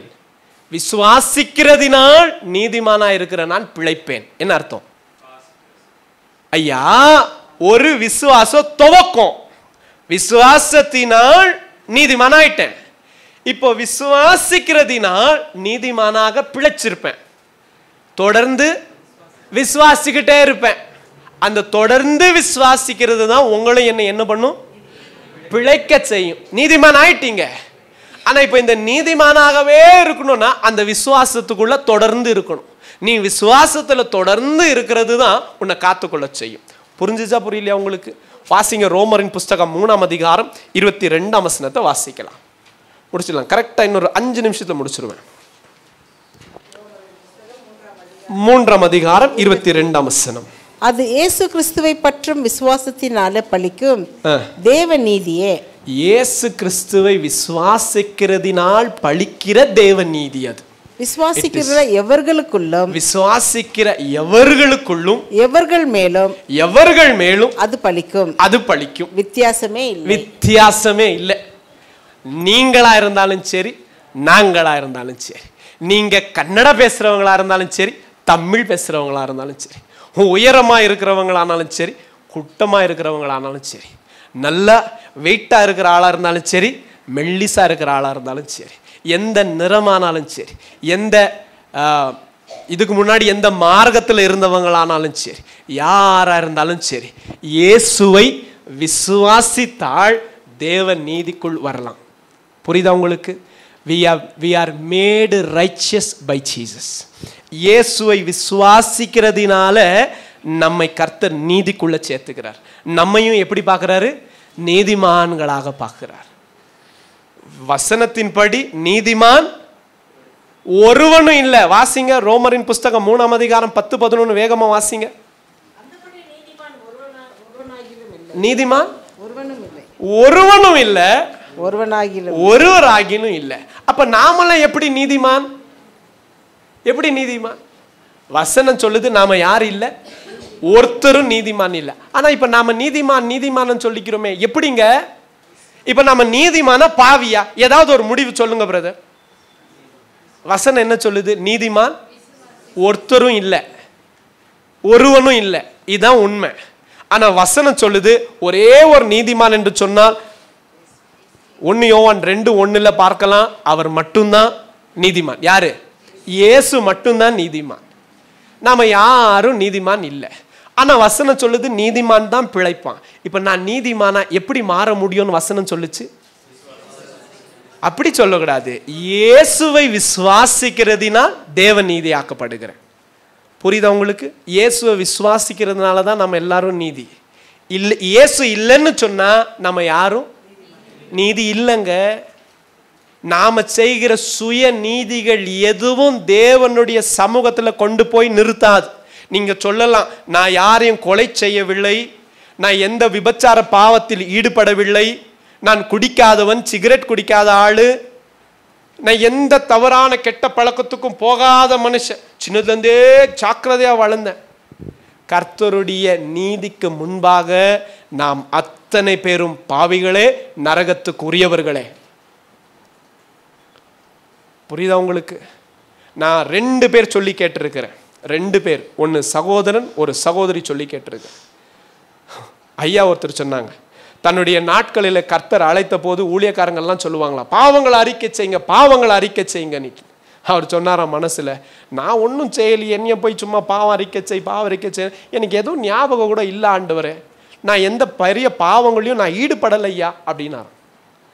கர்த்தருடைய வெளிச்சம் தன்மேல் ஒரு நாள் வந்தபோது தான் எவ்வளவு பெரிதான பாவி என்பதை உணர்ந்தாராம். அதாவது செஞ்சது இல்லை உண்மைதான், செய்யல உண்மைதான், ஆனா அவருடைய வெளிச்சத்திற்கு பக்கத்துல நிக்கிற போதுதான் நாம எவ்வளவு துன்மார்க்கமானவங்கன்னே தெரிய வரும். புரியுதா உங்களுக்கு? இன்னொரு சகோதரி சொல்லியும் கேட்டேன். அவங்க சொன்னாங்க, நான் எந்த காரியங்களையும் போனதில்லை பிரதர். சரி, உங்களுடைய தாட் லைஃப் அதுவும் கர்த்தருக்கு உண்மையா சொல்றேன். அவங்க போய் சொல்ல வேண்டிய அவசியம் இல்லை, உண்மையா சொல்றேன், எனக்குள்ள அப்படிப்பட்ட பாவங்கள் எதுவும் வந்ததில்லை பிரதர். அப்படியா? என்னதான் சொல்றது இப்ப இவங்களுக்கு? இப்படிதான் இவங்க கர்த்தர். ஒரு நாள் கர்த்தர் அவர்களை சந்தித்த போது அவங்க சொன்னாங்க, உண்மையான வெளிச்சத்திற்கும் மங்கின சுய நீதிக்கும் என்ன வித்தியாசம் என்பதை நான் கண்டு கொண்டேன்னு சொன்னாங்க. என்னை அறியாமல் அழுது எல்லாவற்றையும் ஒப்பு கொடுத்தேன் பிரதர். கர்த்தருக்கு ஸ்தோத்திரம். உண்மையான வெளிச்சத்திற்கும் மங்கி போன வெளிச்சத்துக்கும் வித்தியாசம் உண்டு. புரியுதா உங்களுக்கு? அது எப்போ அறிஞ்சு கொள்ளுவோம்? நாம கர்த்தர்கிட்ட இருக்கு. அப்படிப்பட்டவங்க நாம இல்லைன்னு நான் நினைக்கிறேன். நமக்கு மெய்யாகவே தெரியும் நாம நீதிமான்கள் அல்லன்னு. யாருக்கா டவுட் இருக்கா? இல்லையே. அந்த 2 பேரை சந்திச்சிங்கன்னு சொன்னீங்களா பிரதர், 3வது ஆள் இந்த சபையில் தான் இருக்கிறாரு, நான் தான். அப்படி யாராவது இருக்கிறீங்களா இங்கே? அதாவது எங்களுக்கு தெரிஞ்ச அளவுக்கு நாங்கள் எந்த தப்பும் செய்யலைங்க, நாங்கள் நீதிமான் தான் அப்படின்னு சொல்கிற ஆட்கள் யாராவது இருக்கா? நான் சொல்லவா, அது அப்படி பேசினாலே சுயநீதி. நமக்கு சுயநீதியும் இல்லையா? புரியுதா உங்களுக்கு? தேவ நீதியும் இல்லை, சுயநீதியும் இல்லை. நம்மக்கிட்ட சுயநீதிக்கு கூட ஒன்றும் கிடையாது பேச. அப்படிப்பட்ட நாம எப்படிங்க நீதிமானா மாற முடியும்? வசனம் சொல்லுது, பிதாவகிய தேவன் குமாரனை தந்துட்டார். அந்த குமாரனை நீ விசுவாசிச்சா மட்டும் போதும், அந்த நீதிமானாய் உன்னை தேவன் மாற்றுவார். இது கர்த்தரால் உண்டாகுகிறது. புரியுதா உங்களுக்கு? 7 முறை நதியில் முங்கி எந்திரிக்கிறதுனால நம்ம நீதிமான் ஆகிறதில்ல. ஒரு நாளைக்கு தினம் நான் வந்துட்டு யாருக்காவது ஒரு வேளை சாப்பாடை கொடுத்துருவேன்றதுனால நம்ம நீதிமான் ஆகிறதில்ல. புரியுதா உங்களுக்கு? நீதிமான் நாம் எப்படி ஆகிறோம்னு சொன்னா, இந்த இயேசுவை, சத்தமா சொல்லுங்க, இந்த இயேசுவை விசுவாசிக்கிறதுனால தான் நாங்க நீதிமான். பக்கத்தில் இருக்கிறவங்களை கையை பிடிச்சு சொல்லுங்க பார்க்கலாம், நீங்களோ நானோ எதையோ செஞ்சதுனால நீதிமான் ஆகல. எனக்கு சொல்லுமா, நாம நீதிமான் ஆனதுக்கு காரணம் இயேசுவை விசுவாசிச்சோம். அப்பா நம்ம நீதிமானா பார்க்கிறாரு. அல்லேலூயா. எவ்வளோ பெரிய பாக்கியம் தெரியுமா நீங்க பேசினது இப்போ? You know how big thing that you have spoken just now? நீதிமான்கள். எப்படிங்க இப்போ என்ன பண்ண நீதிமான் ஆகிறோம்? இயேசு மேல விசுவாசம் வச்சா நீதிமான் ஆகிறோம். விசுவாசம் எப்படி வரும்? விசுவாசம் வரணுமே. நீங்க எல்லாரும் சொன்னீங்க, அதனால சபையில் வந்திருக்கிற நானும் என்ன பண்ணேன், சேர்த்து சொன்னேன். விசுவாசத்தையும் கர்த்தரே கொடுக்கிறார் தேவ பிள்ளையே. ரோமரின் புஸ்தகம் 10ஆம் அதிகாரம் 17ஆம் வசனத்தை நீங்க வாசித்து பார்த்தீங்கன்னா, விசுவாசம் எப்படி வருது தெரியுமா? எப்படி வருது தெரியுமா? இந்த வசனத்தை வாசிக்கிறதுனால வருது. faith comes, faith comes, வருது. விசுவாசம் எங்கந்தோ வருது. புரியுதா உங்களுக்கு? விசுவாசம் வருது. அப்போ விசுவாசம் வருமா? வசனத்தின்படி வரும். எப்படிங்க வரும்? வசனத்தை வாசிக்க கேளுங்க. யார் வாசிச்சா கேட்கணும்? நீ வாய் வாசிக்கிறத காது சத்தமா கேட்கட்டும். சபைக்கு வந்த போது இங்க யார் வாசித்தாலும் உன் காதுகள் கேட்கட்டும். மற்றவங்க வாசிக்கிற போது கேளுங்க. வசனத்தை கேட்கறதுனால தான் விசுவாசம் வரும். நானும் சபைக்கு வந்துட்டே இருக்கிறேன், எனக்கு ஒன்றும் பெருசா விசுவாசம் வரலையே. வசனத்தை கேளு, உன் விசுவாசம் அங்கிருந்து தான் வருது. பிசாசு நீ என்ன செஞ்சாலும் சும்மா இருப்பான், வசனத்தை தொட்டா மட்டும் சும்மா இருக்க மாட்டான். ஏன் தெரியுமா? அவனுக்கு தெரியும் நீ வாசிச்சா விசுவாசம் வந்துடும். விசுவாசம் வந்துருச்சுன்னா நீ என்னவா மாறிடுவ? நீ நீதிமான மாறிட்ட என்ன ஆயிடும்? நீ பிழைச்சு கொள்ளுவ, அழிவுக்கு தப்பிச்சிருவ. புரியுதா உங்களுக்கு?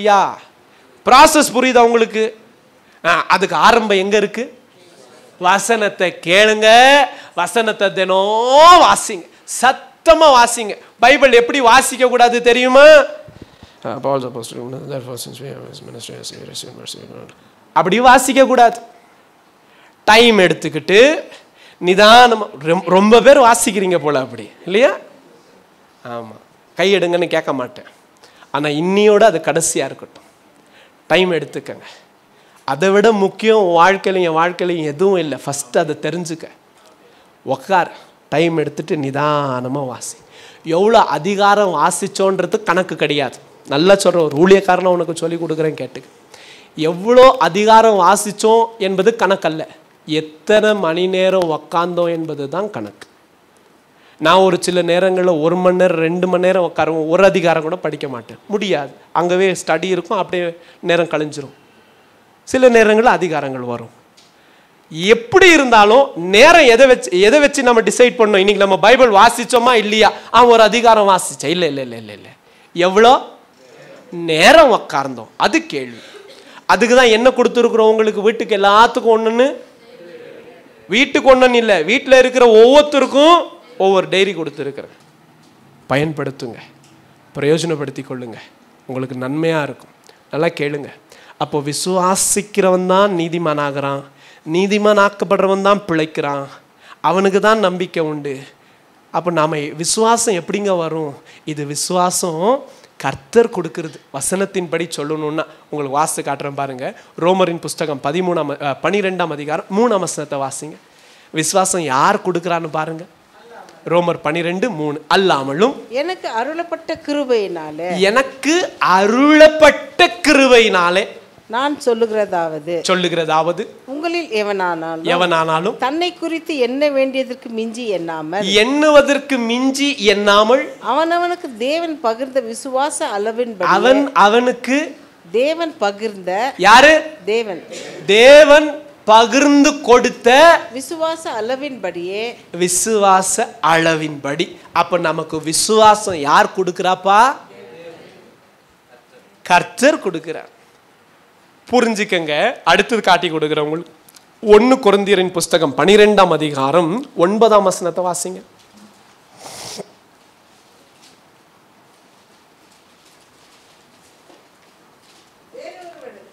1 கொரிந்தியர் 12:9. வேறொருவனுக்கு ஆவியினாலே யார் கொடுக்கிறா? Faith is gift from God and he gives to each one according to his measure. இப்ப நல்லா கவனிங்க. விசுவாசத்தினால் நீதிமான் பிழைப்பான். விசுவாசம் யார் கொடுக்கிறா? கர்த்தர் கொடுக்கிறார். நான் சொன்னேன், விசுவாசத்தினால் நீதிமான் பிழைக்கிறான். விசுவாசிக்கிறதுனால தான் நீதிமான் பிழைச்சுப்பான். 2 விசுவாசம். விசுவாசத்தினால் ரட்சிக்கப்பட்டேன், விசுவாசத்தினால தொடர்ந்து நடப்பேன், பிழைச்சுப்பேன். Continuing faith.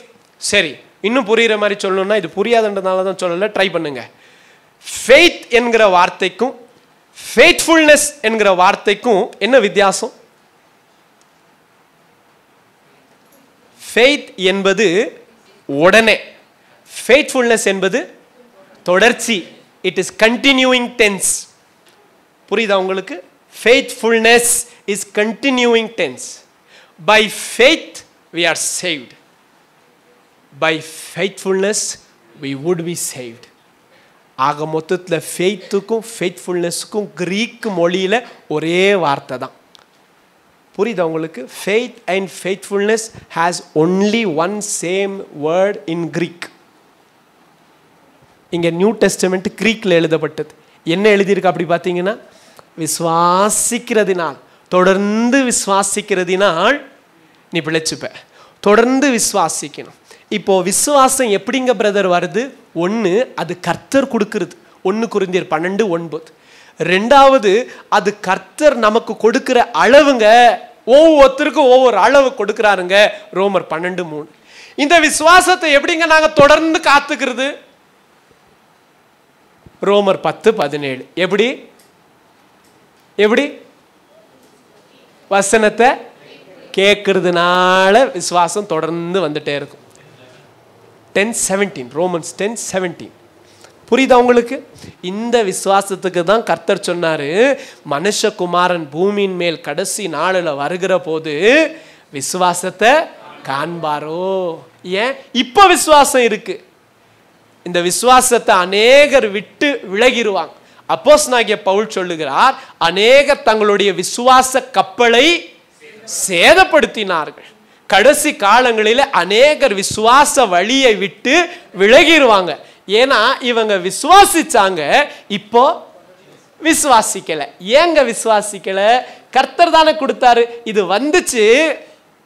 இவங்க தொடர்ந்து அந்த விசுவாசத்துக்கு கிரிய செய்யாததுனால அந்த விசுவாசம் அப்படியே போயிடுச்சு. இதற்கு ஆதாரமாகத்தான் கலாத்தியர் புஸ்தகம் 5ஆம் அதிகாரம் 22-23 ஆவியின் கனிகள் 9, அதுல 1 என்ன தெரியுமா? விசுவாசம். அப்படின்னா why is it gift and why is it a fruit? புரியுதா உங்களுக்கு? புரியல? விசுவாசம் 9 வரங்களில் ஒரு வரம். யார் கொடுக்கிறா? கர்த்தர் கொடுக்கிறார். கலாத்தியர் புஸ்தகம் 5ஆம் அதிகாரம் 22-23 ஆவியின் கனிகள் 9, அதுல 1 விசுவாசம். இது யார் செய்யணும்? ஆவியானவர் எனக்குள் வாசம் பண்ணுகிறதுனால் என் குணாதிசயத்தில் தெரியணும் விசுவாசிக்கிறேன் நான். ஒன்று கர்த்தர் கொடுக்கறது, ஒன்று நான் செயல்படுத்துறது. கர்த்தர் கொடுத்ததை நான் செயல்படுத்திக்கிட்டே போனா நீதிமான் விசுவாசத்தினால் பிழைத்துக் கொள்ளுவான். நீங்களும் நானும் தேவ பிள்ளையை இப்போ விசுவாசிக்கிறோம். இந்த விசுவாசத்துல தொடர்ந்து நடக்கணும். எப்படிங்க? ஒவ்வொரு நாளும் வேதத்தை வாசிச்சு காதுல சத்தமா கேட்கிறபடி வாசி. இப்படியே விசுவாசம் வந்துகிட்டே இருக்கும். நாம நிச்சயமா விசுவாசத்தினால் என்னவாயிருவோம்? நீதிமான் ஆயிருவோம். நீதிமான் ஆகிறதுனால பிழைத்துக் கொள்வோம். புரிஞ்சுச்சா உங்களுக்கு? கடைசி முட்டோ நாம விசுவாசிக்கத்தான் வேணும். கடைசி முட்டோ வேதத்தை வாசிக்கத்தான் வேணும். கடைசி முட்டோ இந்த விசுவாச பிரயாணத்தில் நாம் ஓடித்தான் ஆக வேண்டும். கடைசியா பவுல் என்ன சொல்றார்? ஓட்டத்தை ஓடினேன், என்ன பண்ண? கர்த்தர் தானே எங்க பவுலை கொடுக்கறது. ஆமாங்க, கர்த்தர் கொடுத்தாரு, அதை நான் காத்துக்கிட்டு ஓடுனேன். என் விசுவாச ஓட்டத்தை முடிச்சிட்டேன். இப்போ எனக்காக ஜீவ கிரீடம் வைக்கப்பட்டிருக்கு. அந்த நம்பிக்கையில் நான் போகிறேன். தீமோத்தேயுவே, திடன்கொள், அப்படியே தொடர்ந்து ஓடிவா, கர்த்தர் உன்னையும் நடத்துவா. அல்லேலூயா. புரிஞ்சிச்சா உங்களுக்கு? இப்போ சொல்லுங்க, ஆபக்கக்கூடிய செய்தி என்ன? இன்னைக்கு கர்த்தர் நமக்கும் ஒரு பலகையில், இங்கே இல்லை, இருதயத்தில் எழுதி வைக்கிறார். என்ன எழுதி வைக்கிறாரு? விசுவாசத்தினால் நீதிமான் பிழைப்பான். எப்படி ஆண்டவரை கர்த்தர் சொல்றாரு? நீ நீதிமான் ஆகவும் நானே வேலை செய்கிறேன், உனக்கு விசுவாசத்தை வரவும் நானே வேலை செய்கிறேன். நான் கொடுக்கறத மட்டும் கவனமா காத்து கொண்டு அதுல நட, மற்றதெல்லாம் நான் பார்த்துக்கிறேன். இதை விட ஒரு தேவனை யார் எங்கேயா போய் கேட்க முடியும்? என்ன வேணும்? இதோட வேற என்ன வேணும் உங்களுக்கும் எனக்கும்? சொல்லுங்க பார்க்கலாம். நானே செய்கிறேன். நான் எப்படி நீதிமான் ஆகும்? கவலைப்படாத, அதையும் நான் செய்கிறேன். எப்படி விசுவாசம் வரும்? கவலைப்படாத, அதுவும் நான் செய்கிறேன். நீ செய்ய வேண்டியதெல்லாம் ஒன்று தான். ஆரம்பம் என்ன தெரியுமா? வேதத்தை வாசிக்க ஆரம்பி. வேதத்தை வாசிக்க ஆரம்பி. புரியுதோ புரியலையோ தொடர்ந்து வாசி, தொடர்ந்து வாசி. வேதத்தில் எல்லாமே புரிஞ்ச ஆள் இன்னைக்கு வரைக்கும் யாரும் இல்லை. எல்லாமே வாசிச்சுட்டு போங்க. ஒவ்வொரு நாளும் நீங்கள் வாஞ்சியோடு உக்காருகிறது உண்மையானால் நம்ம விட உண்மையுள்ளவர் கர்த்தர் உங்களுக்கு கற்றுக் கொடுக்க ஆரம்பிச்சிருவார். வாசிங்க. புரியல பிரதர், பரவாயில்ல, அதுக்கு தான் அடுத்தது சபை இருக்குது, எழுதிக்கிட்டு வாங்க. கடந்த வாரம் இந்த வேதத்தை வாசித்தோம். மேத்யூ அனுப்புனார், இன்னைக்கு வரல, உடம்பு சரியில்லை தம்பிக்கு.